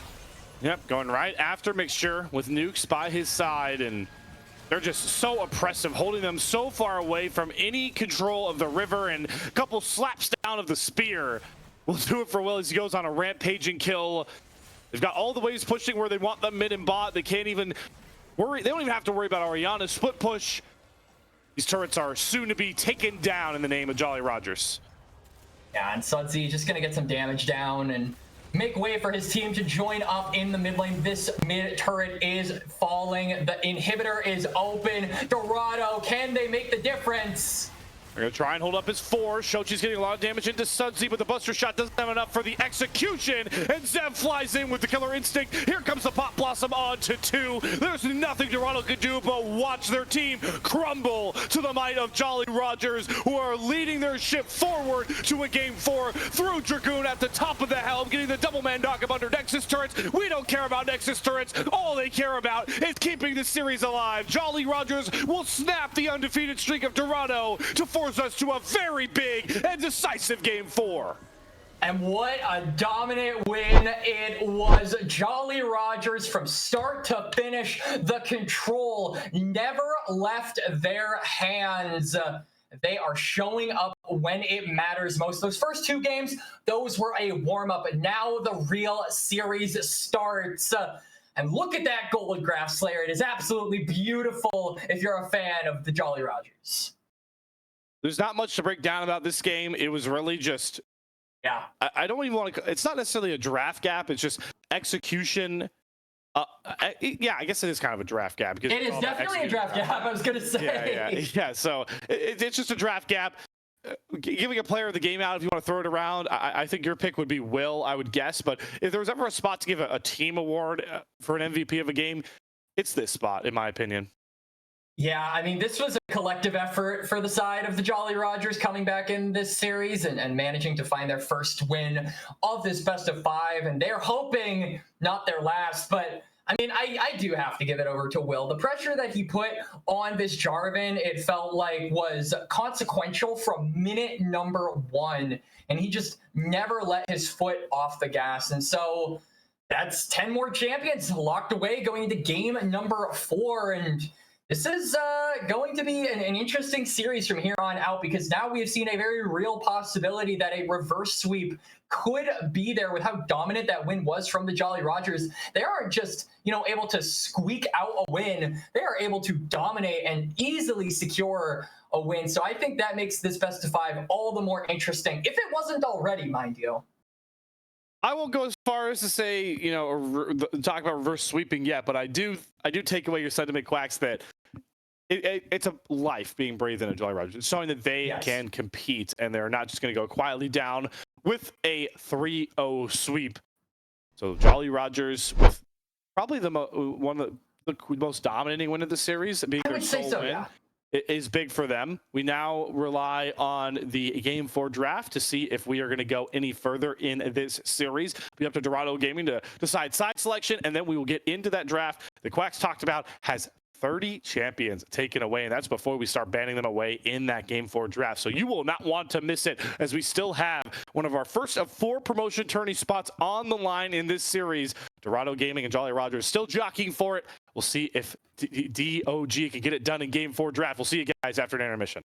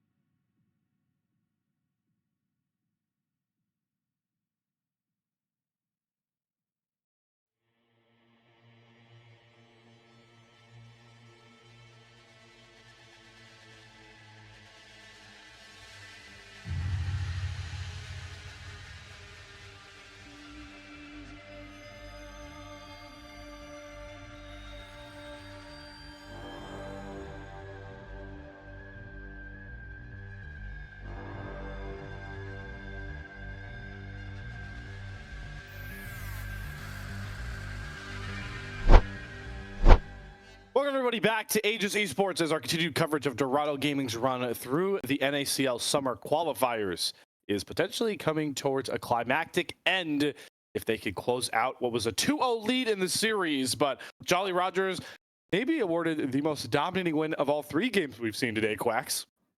Yeah, I would honestly say by far. I feel like games number 1, and like obviously game 2 wasn't particularly close, but game 3 just felt so controlling, right? Like it felt like there was no possible avenue that Dorado Gaming could have taken. There was no other angle. There was no trickety trick that was going to get them into a position where they could put that game on a winning front. It was just Jolly Rogers through and through, dominating from start to finish. And so I would certainly say that was the most dominating game of the whole series. And it's going to be up to JR to continue that trend of domination. They got a long way to go, 2 more wins, but their playoffs, or rather, I shouldn't say playoffs, what are we in? Their promotion tournament win dreams are very much still alive. I would say both physically and after such a dominating win, emotionally, especially. Emotionally, I am sad that I'm losing my camera space to all these silly Fearless bands as they are starting to really fill up the meter. 30 champions taking off the board. And just because I know I saw a little bit of format confusion across both our stream and Titan. It's the best of 5 because it's for a spot in the promotion tournament. It's still Fearless though, so now that we're game 4, all these champions are off the board, and yes, nobody is eliminated from the qualifier for losing the spot because we are still technically in the winner's bracket. Yeah, so even though obviously one of these teams does have to lose the series, they'll be in the lower bracket. They're still going to be playing and hopefully still making it to the promotion tournament, as I think a lot of people have echoed this, and I'm going to echo it as well. I want to see both of these teams in the promotion tournament. Both have looked so damn impressive throughout their run of the second open qualifier here, and I think both deserve to be in there. So, you know, regardless of who wins, who loses, let's just see both of these teams in that tournament, because it would be awesome. It would make my day, or probably more than my day, my week or month probably. As like we said, we are on to game number 4. The draft has commenced. Dorado on the blue side this time around. Yes, they have not been back there since game 1.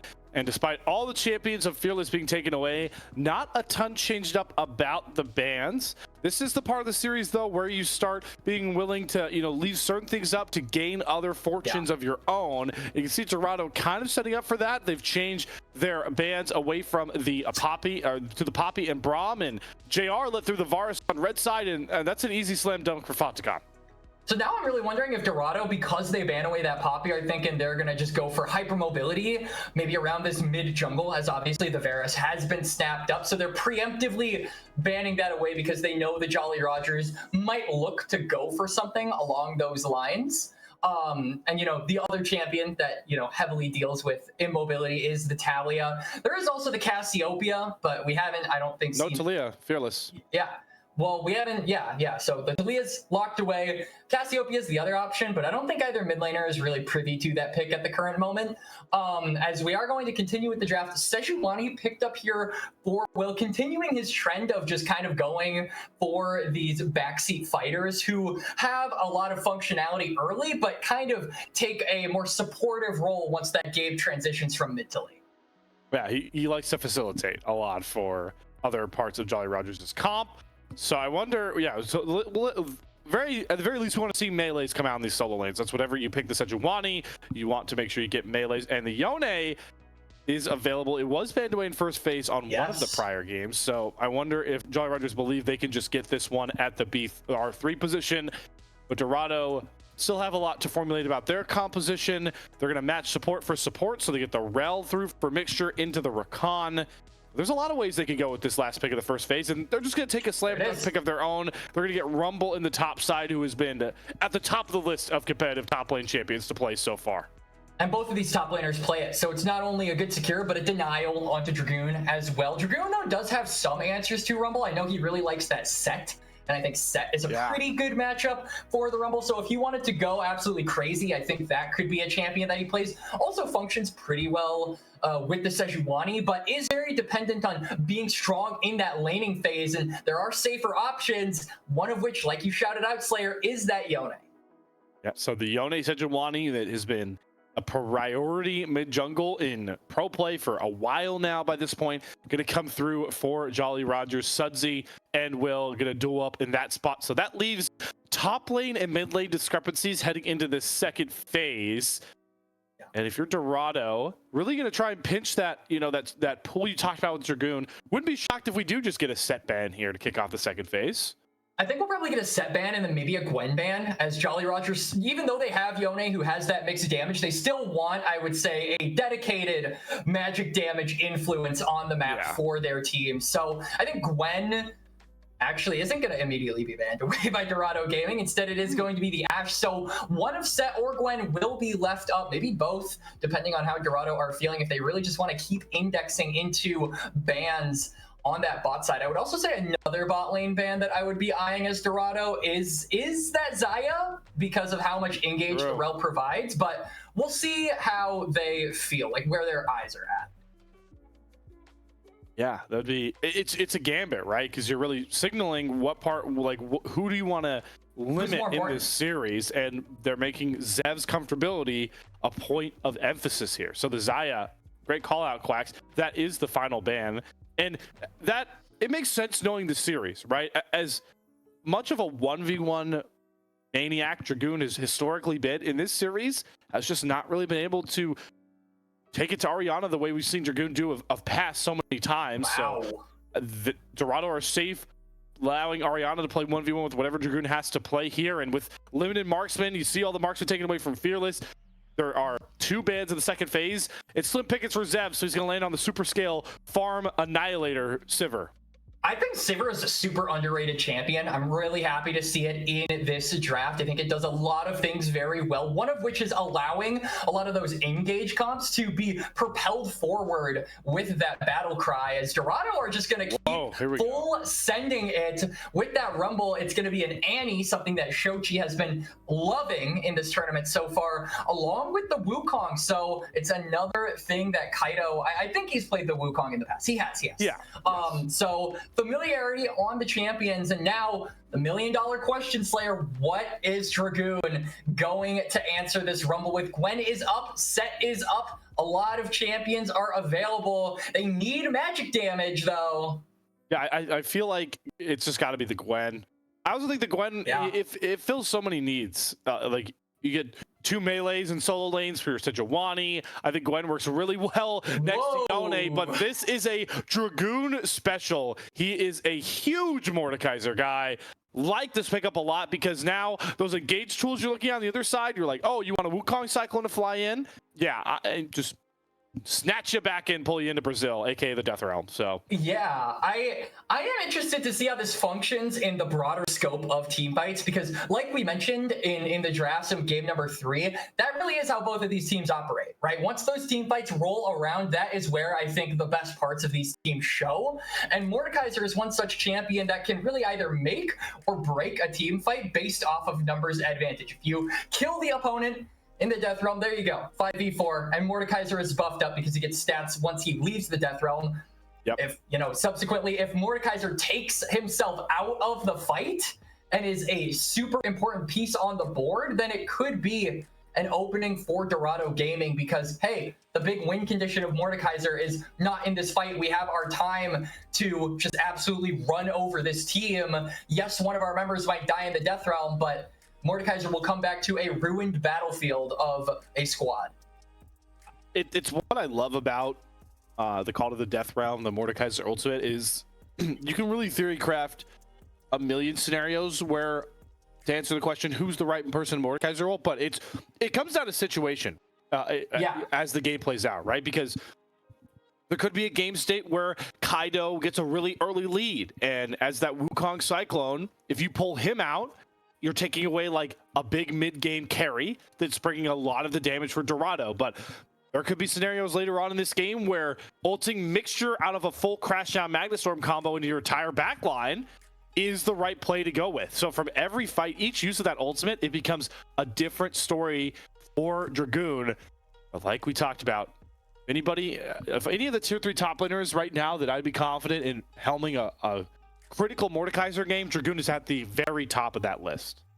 He certainly is, and You know, while I do think the Mordekaiser is extremely important, especially in that laning phase for putting Ariana down once those team fights come, if the Rumble isn't as relevant, it'll be really good for the Jolly Rogers. I can't help but say it, Slayer. This game really is on Will and Sudsy. This Yone plus the Sejuani, anytime it is picked, it is the main focal point of the game, of that team. And so it's going to be up to this Yone to be that big carry. You have a ton of supporting pieces in Nukes, in Will. Even Zev has the ability to propel your engage forward with that ultimate, with the Sivir, and also stall out the game in time for you to scale and be a monster in the mid lane. So a lot of eyes are on this pick, on this mid-jungle duo for the Jolly Rogers, and Shochi as well. Even though he's got experience on the Annie in this tournament, Annie is an immobile mage, right? Obviously has that point-and-click stun with the Q, but if its flash gets burned early, if it doesn't manage its passive correctly, if the stacks are off, then it's an easy kill over to the Yone, the main win condition for JR. And that is exactly what they want to happen in this fourth game to get us to a silver scrape scenario. And, you know, looking further forward, like fighting as a main emphasis, but later game fights, I do think like the damage profile Dorado has put out here does play well into Will and Dragoon's wheelhouse specifically as those tanks. Whenever you have double AP solo lanes, you allow for a much beefier front line to come across for your opposing teams most of the time. You factor in Faticon. I'm curious if we're going to see an on-hit Faticon on this Varus with... I don't feel like he has the peel to get enough auto attacks off, so I'm expecting lethality. There isn't a lot of strong AD damage from Dorado, especially later in the game, that I think the itemization of Dragoon and Will can make them very hard to break through as a front line, even with the combo Dorado is going to put out here. I'm glad that you mentioned that itemization, because I mean, Varus is a champion that also has mixed ratios, has a little bit of magic damage, so it just, you know, emphasizes your point even further, Slayer. If Dragoon and Will and hell, even Nukes are able to get some of that magic resist, when we're looking at around that 25 to 30 minute mark, it is going to be Jolly Rogers' front line that I think really tanks a lot of that punish, and Sudsy and Zev are going to be able to dish it out because they have scaled and because they are expected to have 3 items at around that timer, which is when their champions really shine. Speaking of timings here, as we once again are right at odds with the other promotion tournament series, I would be amiss if I did not bring up the fact that that series is where the upset potential is coming right now. Is UCI has Citadel up against the boards 2-1 up, and boy, they picked a really unique draft that I just saw for trying to close out what would be such a huge win for UCI. Not only you know, as a upset over Citadel, who are the favorites, but a UCI team that has just been cursed with a bit of the chokes, as we like to call it, of recent history. But I mean, hey man, Citadel have also been chokers historically. They were poised to be the winners of that first open qualifier. They didn't manage to come through, and they're really hoping to not have history repeat itself. But like you said, they're 1 game away from doing just that. Potentially in the winners bracket. Obviously there is the lowers bracket, but still it would be certainly a, I think, reality check for the Citadel players that they can't just breeze through this tournament, that these seriously are the best tier 3 prospects that North America has to offer. And we've seen it in this series time and time again. Pop-offs from basically every single one of these players at one point or another throughout just the 3 games, not even mentioning the 4th that we're going into. And even if you look further up, right, the NACL, this split had a lot of rookies come on in and get their spots across the board. Obviously, AMI is the big one with 5 rookies on their lineup, but you saw finally guys like tier 3 staples like Shogo get into the NACL. Aljun got to debut as a mid laner for CCG by this point. There's so many tier 3 guys that got boosted up to tier 2, which obviously leaves former tier 2 guys like we're seeing in this series up trying to get their spots back, like Shochi. Obviously, you talk about Kaido, Dragoon, Wills, and spots, but also praise the path for new tier 3 guys to start threatening as the future tier 2 players, and no better than both of these bottom lanes we have set up for this one. We are soon to get onto the Rift, but I got word that we did have another pause, so just sit tight with us, folks. Yeah, it gives us a little bit more time to talk about these teams. And I mean, hey man, there's a lot to talk about. You know, Dorado, we've said it time and time again, but this is a squad that seriously has come from the most humble of beginnings. They started out in 2020 and over the course of 5 years have garnered, I think it was like, it's on their Twitter somewhere if you look, but like 25 first places across their 5 years, which is absolutely insane, by the way. But it just shows you how dedicated they are to, you know, competition, right? Where they have so many teams, so many good teams as well, obviously. And they put all of their chips on the line for this team, and it's paying off. One more win, and they will be at the most prestigious tournament, I would say, that any tier 3 team could ask for in the best region in the world, of course. Of course, Quacks. Aptly put. As I am starting to hear sounds of Summer's Rift creep back out. So let's get set to go back to the familiar battle arena we all know, love sometimes, hate most of the time from our own endeavors, but it's up to these 10 players to bring us the action this time round. Do we see Jolly Rogers force us the distance to threaten a reverse sweep? Or are Dorado Gaming, off their first loss of the qualifiers, angry and ready for their promotion spot? Their spot in the promotion tournament that felt destined for them ever since they went up 2-0. Yep, it is a battle between two heavyweight teams. Jolly Rogers, very much so a band of misfits, a band of forgotten players, underrated players, and you know, frankly, players that have been discounted in the tier 3 space. And for Dorado Gaming, it is the players that have been on the cusp for, you know, potentially a super long time. And now finally they get their shot into that next stage of competition that they have all basically deserved, I think many would tell you. So it's going to be a very fun one to watch, and a lot of familiar picks, a lot of champions that we were excited to see, namely Dragoon on that Mordekaiser. Yes. But again, Jolly Rogers live and die, I would say, by this mid-jungle duo. As we get onto the Rift, we do see that Fatakan has the Comet, so that's going to be that lethality Varus very likely. And we get to see Shochi on the range side of a melee matchup, taking the first strike.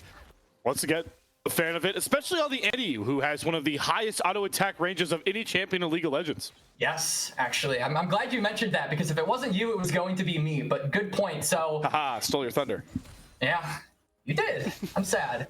Now I'm gonna make you feel bad. Shochi, though, gonna have to make the most of that, right? Because Annie as a champion, we're not expecting this Annie to get fed a ton of resources in the wake of kills, right? We look across and we see the solo lanes, or rather the side lanes, I should say, and I would say we're more likely to see Kaido focus this bot lane or focus this top lane.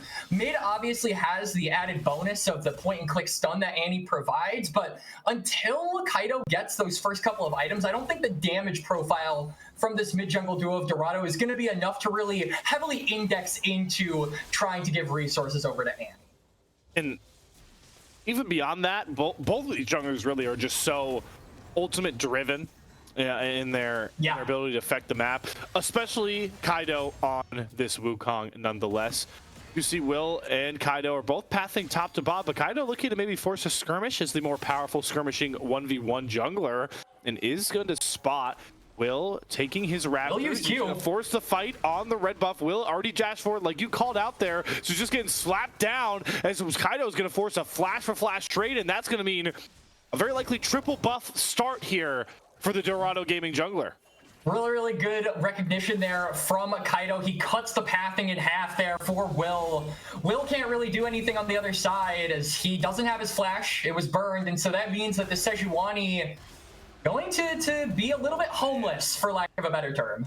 Everywhere. It's just losses right now for Jolly Rogers, except you felt like in this top side until a good flash from Mariana makes Dragoon think twice about pushing further with the passive up bot side. These piercing arrows are really starting to hurt from Fatakan. So return to what feels like normalcy for these lanes early in Dorado Gaming games, but mid lane, Shochi gonna flash over the first stun, the flash forward to find the brittle stacks is gonna do it. First blood comes for Sudsy, but an immediate response to the top side from Dorado. Good recognition there from Will. He knows that the only play he can make is to make a play on that bot side, and he does just that. Not only is it a kill given over to Sudsy, the main win condition with this Yone, but it's flash burned for Shochi, so subsequent ganks are on the menu for the mid laner of Dorado Gaming. It means that it's going to be up to Kaido and potentially Mixture to really cover this mid lane and make sure nothing else happens in the next 5 minutes. Will really leaning into those frost stacks that come across for Sejuani in those, with thanks to those 2 melee champions. Get back out onto the rift and really, most importantly, provide a lot of space now for Sudsy with a bit of a gold lead. He went for the Doran Shield just to survive a lot of the early poke, and now he can start settling and feel a bit more comfortable. Really, for Sudsy, it's about getting out of this lane as unscathed as possible and trying to play a bit into the side lane dynamics that can come out here with this Yone. Yeah. I think that's definitely going to be Jolly Rogers' plan once the laning phase gets a little bit more hazy and we see more roaming come throughout the lanes. We're definitely going to be seeing this Yone, I think, populate a side lane and just get as many resources as he possibly can, because we're expecting Shochi, despite going down, to be up in gold, at least CS-wise, because it's just a melee versus range matchup. That's just how the dynamic usually shakes out. So to kind of reverse course on that later, I think Yone will certainly be a threat on those sides that Dorado will almost certainly have to answer. Ariana, though, starting to really get a lead up into Dragoon, thanks to Kaido this time. Getting some waves shoved in there. The first dragon has spawned on the rift. Will has to cover for his top laner. Kaido has some top lane camps of his own to clear. Dragoon does not have the Death Realm to help him aid in this escapade, but Will is right there, daring Ariana to try and push his kill. Dragoon is like a piece of meat on a hook right now. Ariana will not fall for it. Yeah. And avoids what would have been a really nasty fate if only he had known what was waiting in that brush. And I think he knew, because the ward on the Raptors tracked down where Will was. They knew he was on the top side. I think he knew that Dragoon was baiting, so he's not going to fall for it. He might fall for it, though. He still really wants this kill. All right, maybe just wanted the plate. Will shows, and now he's got Kaido here, who can just swing through. Dragoon would really like ultimate, does get level 6, so that makes any dive nearly impossible. One of the worst champions to ever dive in the game is definitely Mordekaiser. Oh yeah, he's with like number 1.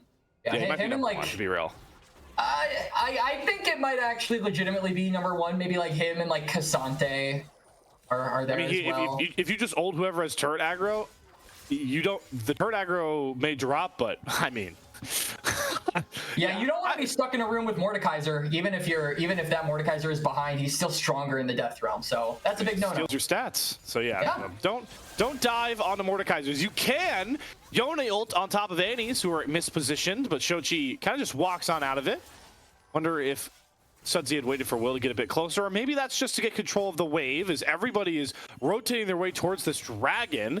But keep in mind that Sudsy does not have ult for any fight that breaks out. Shochi has Timbers as they lock down Sudsy. Great flash forward from Mixture. Can they finish off the kill before Shochi drops? Wow. No! Sudsy gets out, and Will's gonna trade out Shochi despite having everybody from Dorado gnawing at his back. Trade of kill, but not the one you thought it was gonna be. Yeah, it's a 1-for-1, but it's jungler down for the Jolly Rogers, so maybe Dorado can use this timer to look for something like a dragon. But still, the death timers are relatively short. I don't think a neutral is on the board. Instead, it is just going to be a stolen blue buff given over to Kaido. Really good resilience there from Will, understanding that he's dead no matter what, so might as well go down swinging, and swing he does. It's a 1-for-1 trade. Like we said, though, both neutrals are up, and now I think it really is up to which team acts first, because I think the subsequent team is more than likely going to just look for a cross-map play rather than contest.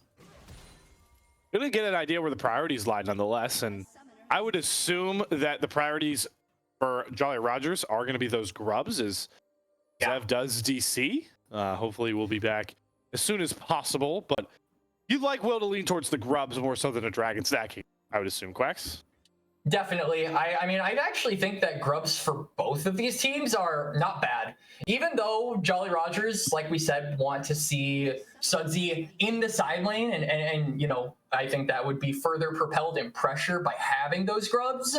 Dorado Gaming still have champions like Wukong and champions like Varus who have high attack speed, you know, animation cancels, and basically are just able to knock down those turrets with ease and collect that gold from the plate. So I would say grubs are very important for both teams going into this game. And I mean, just based off of the way the top side is playing out, Dorado, it seems like currently have control of that part of the map. You can actually see Ariana is roaming down toward that side, maybe is going to sync up with his jungler, who is also on that side of the map. Do we get more of a broader look, though, at the current game state? We're even in kills, but there is a significant over 1,000 gold lead for Dorado, and a lot of that is coming, again, consistent theme. They are just, and what makes Dorado also, you know, checks the boxes, you know, a potential future NACL team, or at least in the promotion tournament. Look at the CS leads in mid, AD carry, and top right now. That is really the entire driving force in this gold. Uh-oh. All right, Death Realm down. No, Beautiful come on. time for the right freeze bug. All right, now we start guessing, Quacks. Does Ariana win? I don't think he wins. I'm just gonna see if he lives. I mean, he has flash. I think he can get over that wall, but Dragoon can follow. All right, here we go. All right, so drops the equalizer. Ariana does have his support coming soon. Can he flash once the Death Realm drops? He's getting over towards Kaido, who is there to cover in time. You do have nukes nearby, trying to avoid some healing, but Dragoon will get backed down by the staff of the Wukong. Feats of Warfare, and another win in the top side for Dorado.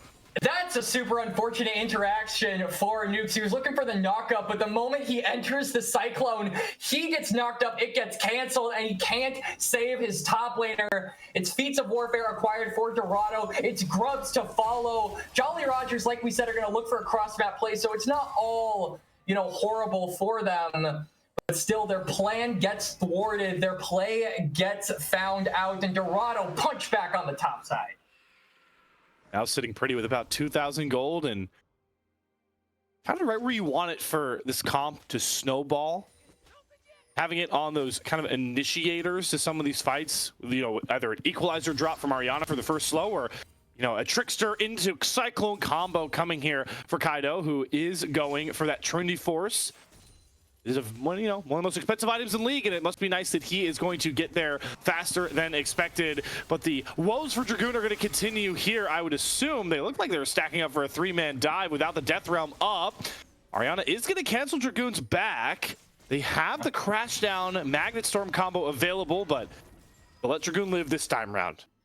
I mean, they don't have eyes on Will at the current moment, and they also don't have eyes on Nukes. They don't know where too many members of Jolly Rogers are, so the timing just not being there is going to dissuade them enough to give Dragoon a little bit of breathing room, at least for now, as Ariana has to be careful because now it could be him getting collapsed on. Nukes doesn't yet have the quickness, but I am definitely looking at him to be more active around the map and look for a lot of these picks once that ultimate is available for recon.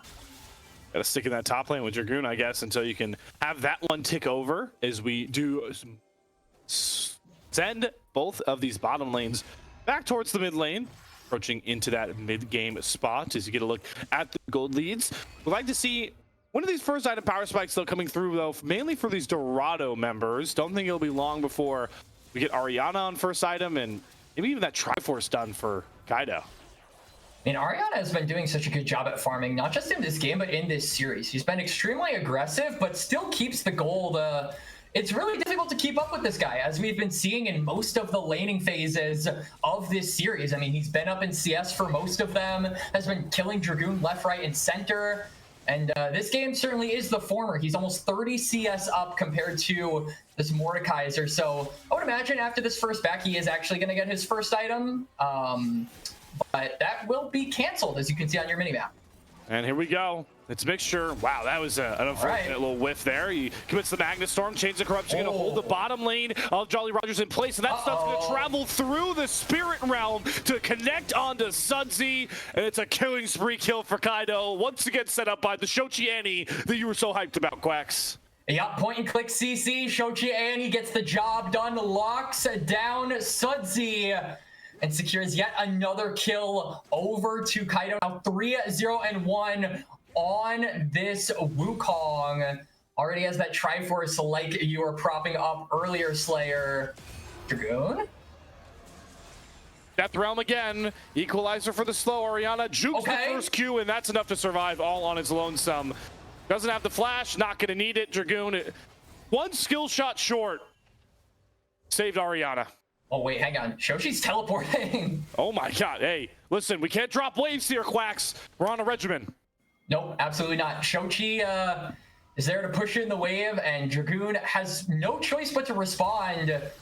Shochi does have to be careful, though. Does have flash, but doesn't know where a lot of members of Jolly Rogers are. And little does he know, most are looking at Annie to collapse on that top side.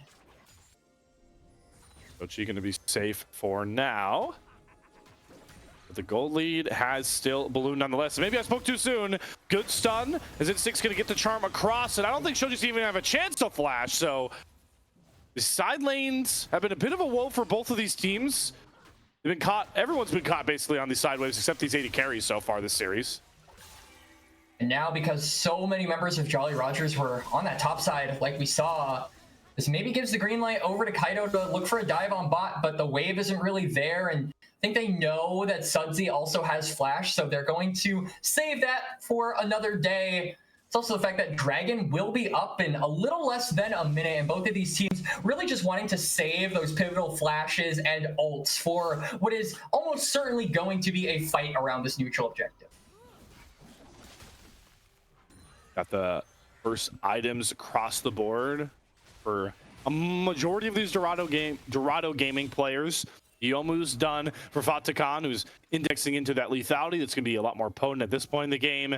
The Omgris, the Malignants, and those solo lanes. And tanks aren't don't have enough MR to really compete just yet. I would be wary if I'm Jolly Rogers of trying to find ways to contest this dragon, as Nukes is really pushing the moniker of slippery that Rakan was pretty close to just getting popped, but will survive and the dragon will be started. And I really like that Fatakan is actually going for the lethality. We were debating if he might go for on hit, but I think lethality is good because you have so much lockdown with both the Rel and the Annie. So you have plenty of time to let down on that burst damage, and that's what we want to see. We want to see the burst come out from Rumble. We want to see the burst come out from Varus, because that guaranteed CC from some of these members on Dorado Gaming allows them to do just that and just wail on those targets of Jolly Rogers that get caught out. Wave of approval there from Quacks as Jolly Rogers making the point to continue what was successful for them in game 3, by the way, which was constantly 3-manning to kill off Shochi. They're even daring him to step away from his turret here. This time Shoji's a bit more wise, with the dive still coming out. Good double tipper stun, but Nukes flashes, uses his teammate to get the charm down. Another flash from Shoji, gets away from the Glacier Prison, but not the fate sealed. So many resources poured in there from Jolly Rogers, but they accomplished their mission. Shoji falls for a 4th time.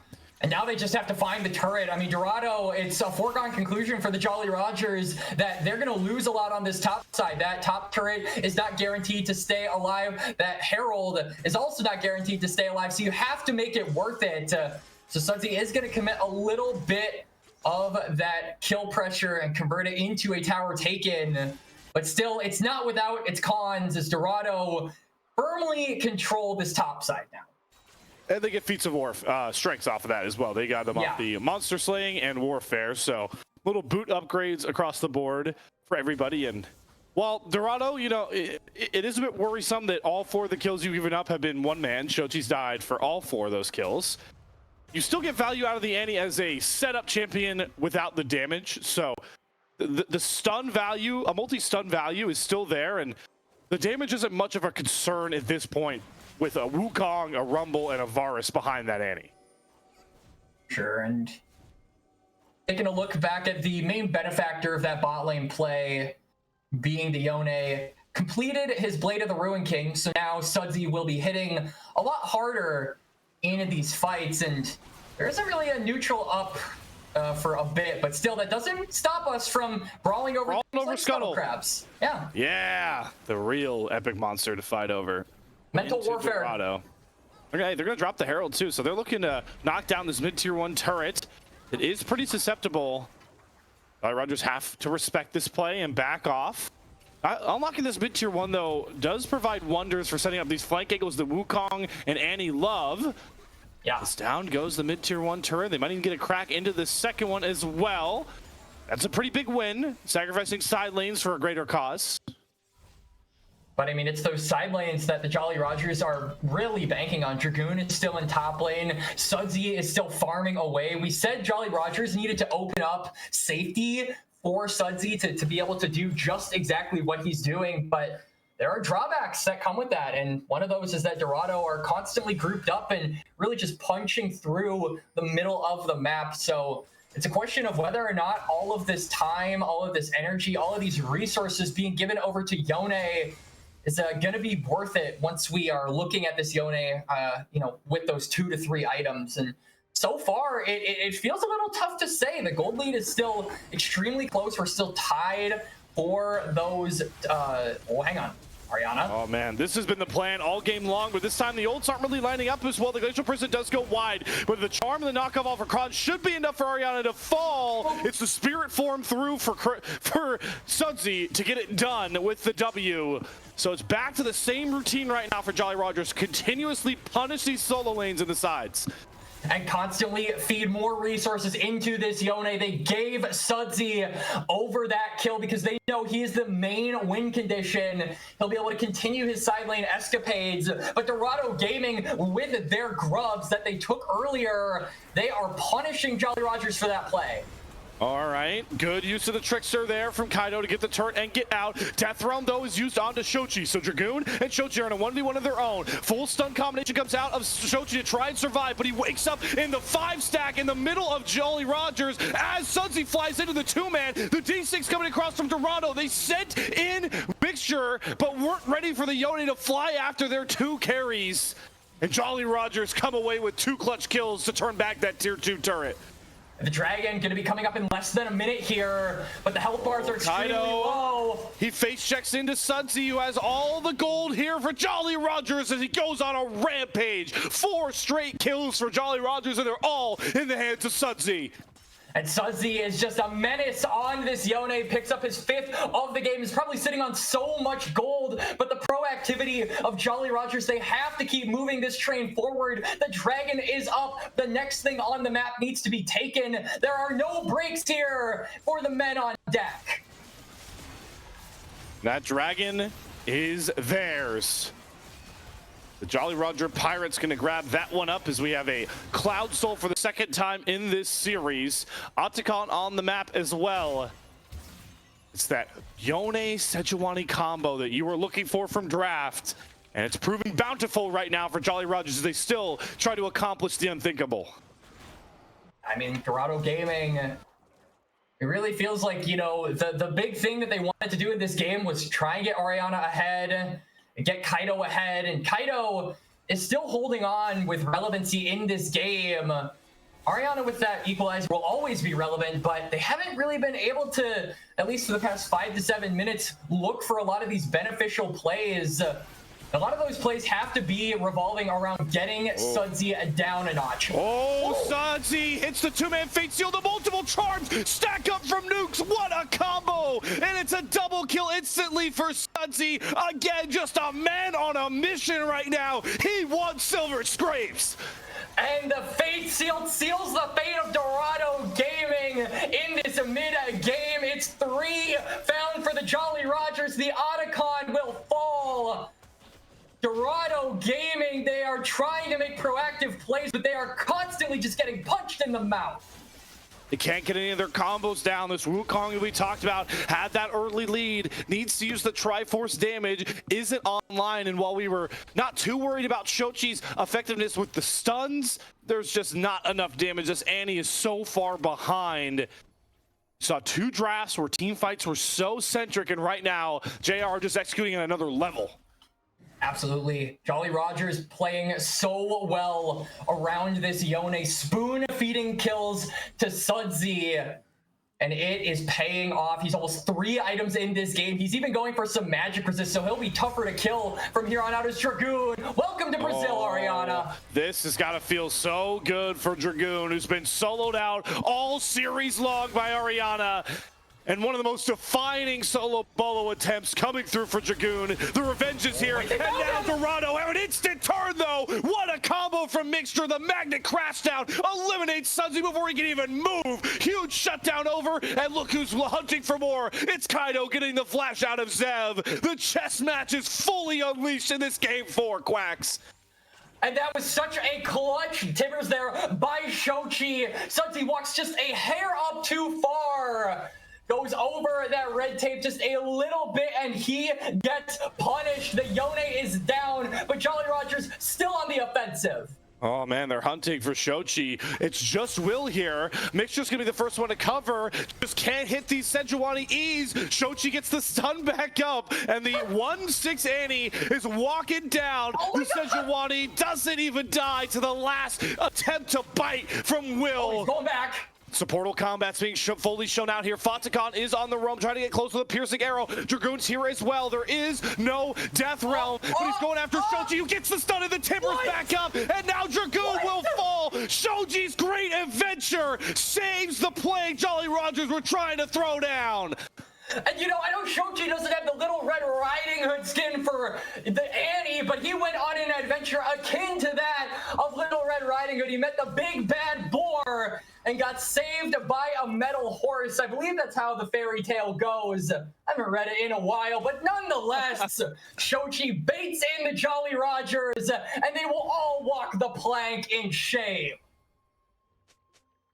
Just individual difference maker. Shochi, I mean, all early game long was getting 3-manned on side waves. You know, that could just take away so much confidence from a player in a game, but it's just the clicks are still there. Shochi's still having impact. Doesn't matter how much you put this guy down, he is determined to end this series here with the rest of Dorado Gaming. Dragon coming up in a little less than a minute.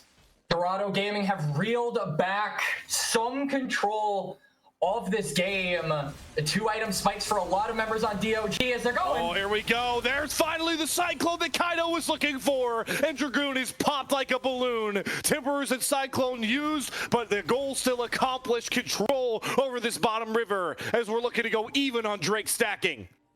Yeah, they're just going to continue control of this side of the map. You can see that Jolly Rogers, they don't really have an interest in contesting. They might look for something on the top side, and I like Dorado's read on this. They're saying that that is definitely a possibility. A cross-map play is the most probable thing, so we're not going to overcommit toward this dragon. It's a surefire thing. Let's just make sure Jolly Rogers don't look for anything on the map, and now it's a battle of attrition. We are in the trenches, Slayer. It's a standoff. Yeah, the threat of a Baron pull, and JR will make the call. They're going to start it up. Blue ward. They do have a bit of a quick Baron take with the Yone. They're going to teleport everyone in. Is this the series-defining fight? No. Dorado called the bluff of Jolly Rogers, said the Baron was not a real play. Nonetheless, it does stop them from taking the dragon. Yeah. Dorado had the first track towards the mid wave.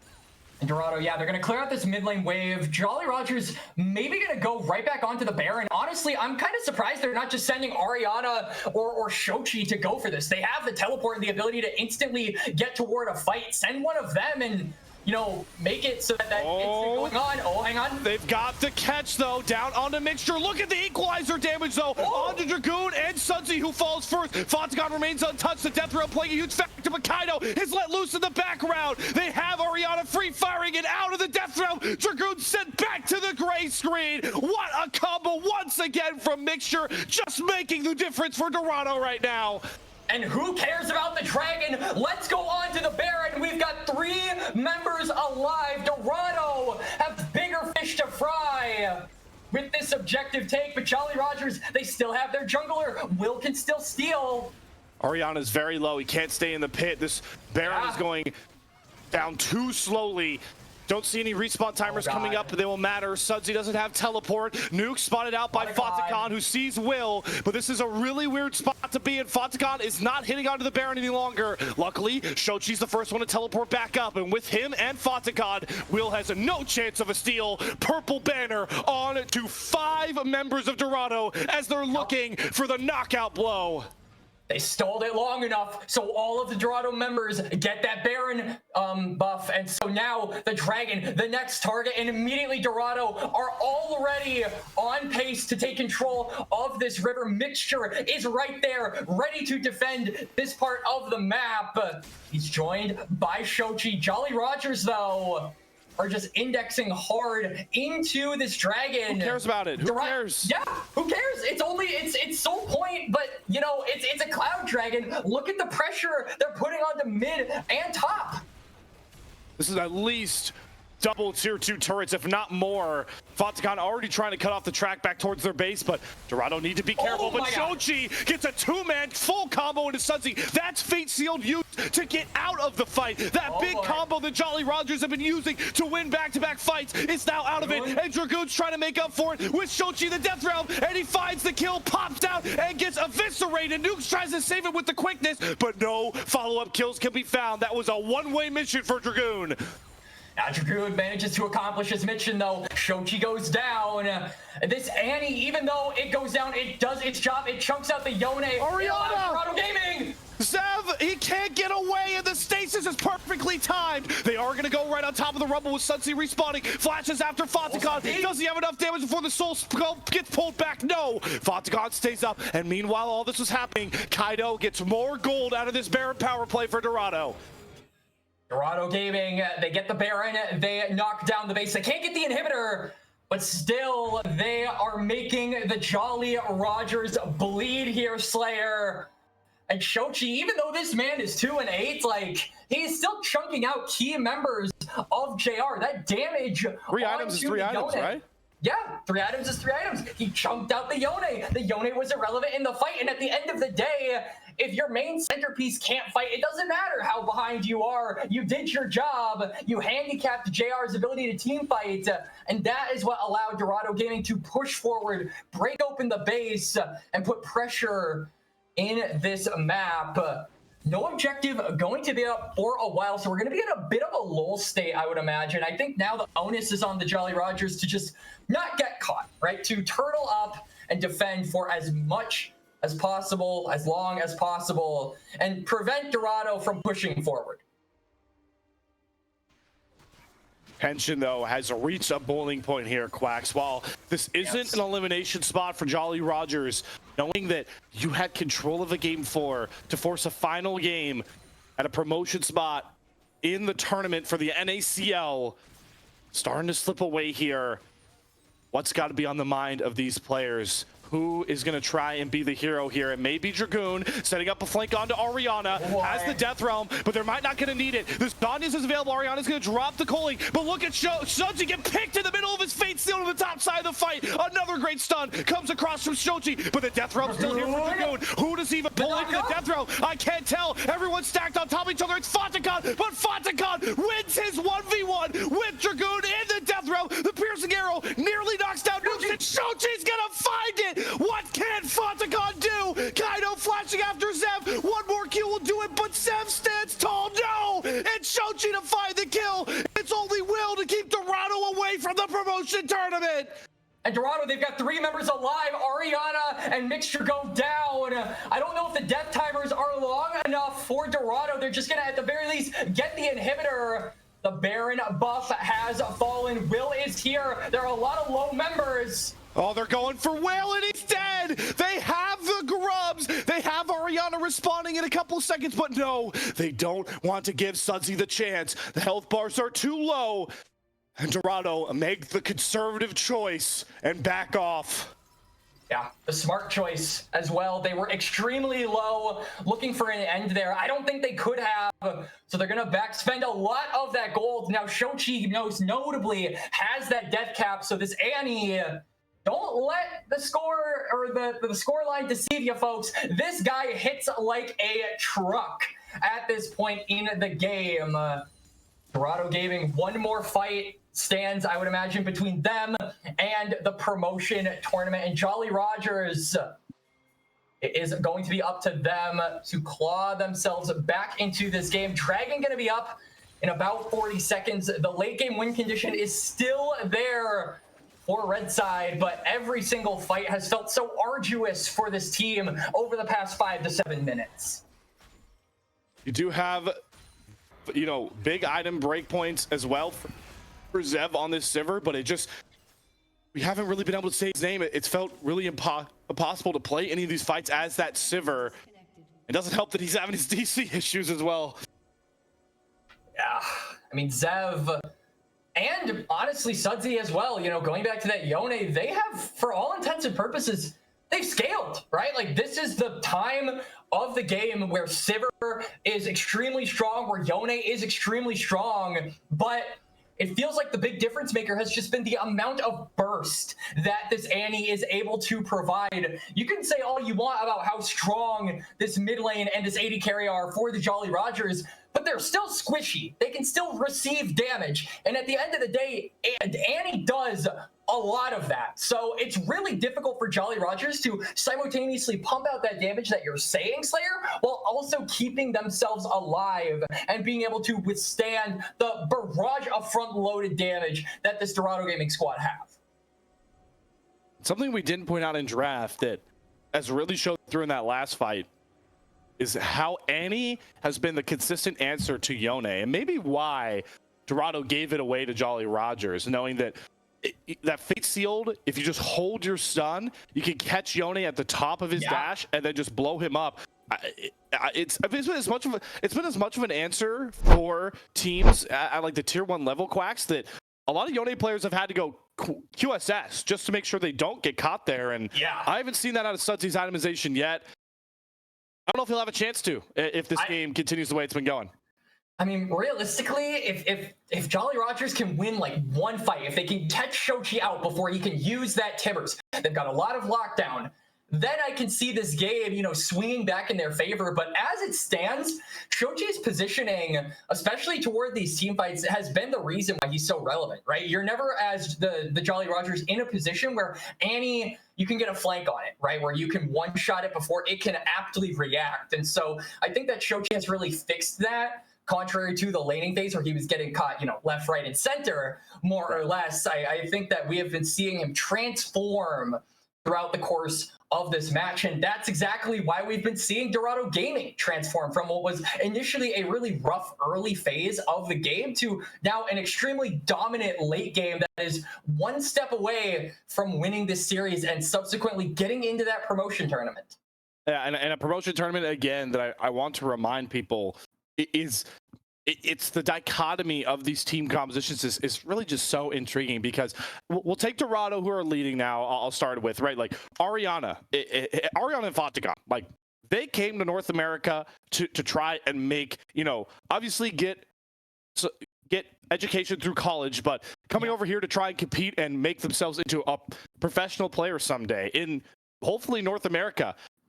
Getting to the promotion tournament for tier 2 would be one of the highest marks for them, the highest mark since they've come to North America. But then you have the fact that, Quacks, there's players on this Dorado team that have, ever since they left NACL, have been desperately trying to claw themselves back to it. Yeah, absolutely. Players like Shochi, right, who thought he had the golden ticket toward that promotion slot when he joined Respawn, but that got immediately halted by near airport, and then after that, Citadel. So this is him, you know, getting back to that Kaido as well on Galaxy Gaming. That was another extremely strong squad that everyone said had chances to promote, but was left in a disappointing result as well. So it's a combination of players that have been so unbelievably close, been at the top of their role for however long. I think in the case of Fotacon, ever since he came to NA and we saw him in the ACL in fall of last year, Slayer, we have been impressed with this guy. And then Ariana, even though it's taken a little bit longer, I think I can see why so many people are high on him.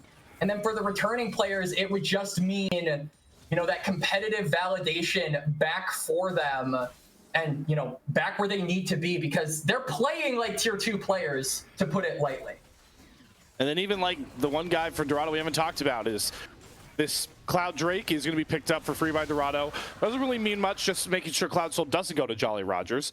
Mixture was, you know, went 5 games against Polestar in the last promotion tournament of 2024 to try and get into the NACL. So for him to get back to promotion tournament too, it's just so valuable for these teams. As I've realized now, Jolly Rogers, they went all in for a mid-tier 1 turn. They're on the wrong side of the rift. All of Dorado's trying to flank them out here. We have Dragoon pulling into a 1v1, but again, he does not win against Fonticon. He gets the arrow through. Fonticon goes legendary. He can't even lose in the Mordekaiser roll. And somehow, that's the only kill found here. But yeah, stop the backs. You don't need to recall Dorado. You have Fonticon sprinting down mid lane. All of Dorado are holding Jolly Rogers at bay. They can't get the bases off, so they're just letting Fonticon go for the win here. There's the stuff to Rashochi. Subsea goes down next. All of the dominoes are falling in place for Dorado. They don't even need Fonticon to win the fight. Zev is trying to be the hero with the double kill, but he won't get it, and Fonticon is the real winner here.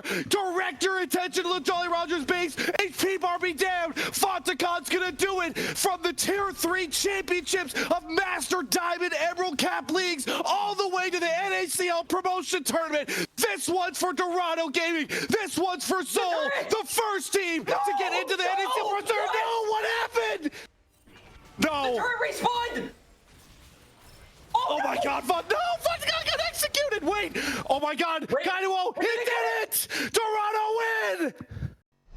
I think the game crashed. Dorado did it. Oh my God. They win. Oh my God. I need a breather. I need a breather after that. Oh my, that's the most anticlimactic ending we could have had. Dude, no, that was like a deft moment right there where the inhibitor respawned right as he was about to end. I thought it was doomed. I actually thought like right then and there, Jolly Rogers were gonna be saved. We would have to go through another fight to get a result. But Dorado do it, like you said, Slayer, from Emerald Leagues to Gold Leagues to 25 chips added to that org's name. Now you can kind of put in 26 here as they will win out in this OQ. They will make themselves known in the promotion tournament. Congratulations to Dorado. Quacks, take me back through this. Yep, I want you to go through this sequence, man, because this was chaos. This was insane. I could barely tell what was happening, so I'll do my best. But Fonticon, in particular, I'm looking at this Varus. He gets caught out on the other side of the map. Dragoon comes so unbelievably close to getting this kill. If Dragoon gets this and Fonticon dies, the game would still be going on. But Fonticon lives, and then at this moment, I think both teams kind of had a silent recognition of how this game was going. Yes, stop the ports, and the idea is to, you know, make sure they don't recall, but not to die at the same time. And so I do think that particularly Kaido and Mixture playing back in this exchange masterfully. Shochi finds an opening. He manages to get the kill. He's waiting for a wave. And he's waiting for a wave. Oh my Lord. And they just managed to make it happen. The bouncing, or the boomerang, the bouncing boomerang manages to do some work. But, oh my God, wait, so let me see. Do we know how much HP was this thing at? Oh, it was literally one auto. It was legit. Yeah. One auto. Oh my God, if Fonticon just hit the Nexus in the first place, I think he ends the game, but he wanted to go like check the fountain and then he ends up getting killed by the turret. Yeah, and so the Nexus is still extremely low. Kaido that's what happened to that's what happened to our awesome producer Caddy, by the way. You saw the very last frames, all he got was a black screen and reconnect. That's how it ended for us. Oh. What a crazy series, man. That was one of the closest 3-1 series I have ever had the pleasure of casting. Even though, you know, game 3 was a sweep, game 2 was a slugfest. Both of these teams showed up on the day, and it's no wonder why these guys are currently undefeated, you know, up until this point, because they both came with their best, and I'm hoping that they leave with their best because I want to see more of this Jolly Rogers squad in the future. They are absolutely a 100%. Marvel. Yep, they've got to be, you know, still one of the favorites because there's technically, as of right now, well, after today, there'll be 2 spots left up. So Jolly Rogers, they looked very competitive. They had, you know, a really good game 3 to take away from and say, all right, how do we replicate this going forward with different styles of comps? Because you got to remember, they had the most dominating game win over the team Dorado now that are the only team in the promotion tournament from the qualifiers. Yeah, they did. They looked insane in that 3rd game. They just completely shut out Dorado from being able to basically do anything. It was the most lopsided game of the entire series, and I do think that we will definitely be seeing more of this team. But for the final MVP of the game, Slayer, I honestly, for this game in particular, I have to give it over to Shochi, if I'm being honest with you. This man has the most tilt-proof mind of all time. The Annie, how relevant it was for how shafted it got in the early phases is just insane. So, like, credit to Shochi for the iron mental and being an Iron Man in his own right. MVP of the whole series, though, Slayer, I mean, who do you got in your crosshairs for this one? I don't know. I would say either because my player of the game would have been Fatikan. I mean, it's an 80 carry's worst nightmare to get mortaled. It feels like you should die every time, and he didn't die twice. Maybe Fatikan would be my series MVP across this one, or Ariana. I would actually probably agree with you on Fatikan simply because I think across the board he had the most relevancy. Maybe, you know, if we look at one specific game, he wasn't the biggest, highest performing piece, but I would say if we're looking at the median performance of every single win, I agree with you. I think that Fatikan showed up, and I really, you know, I don't want to jinx Dorado. But oh my god, I can't wait to see this guy in NACL. I'm just saying, this guy is next up. Mixture is next up in support. That is the appeal of this team, how they are all basically the best in their role who aren't currently in tier 2. And now they've got a shot to get right there, Slayer. Yeah, that's a pretty big statement out of Quacks that they're the best in every role, knowing that there is another team that is in this qualifier, Citadel, that a lot of people would say might be better at some of the roles. But here's how I'm going to close out our broadcast, folks. They are going to a game 5 against UCI. So we're gonna raid Titan, go throw some Aegis love over there. We'll be back here tomorrow, myself and Quacks. It's you too, right? Is it both of us? Yep. We're gonna be brothers at arms again, bro. Okay, yeah. So we'll be covering 2 of the lower bracket series. So we'll be back here on Aegis Esports GG Twitch channel tomorrow. Once again, very much so. Congratulations, Zol. Congratulations, Dorado Gaming, for making the NACL promotion tournament. We'll see you guys later. But for now, we're closing out the OQ broadcast, promoting Dorado Gaming into that tournament. Go check out, see if Citadel or UCI will join them.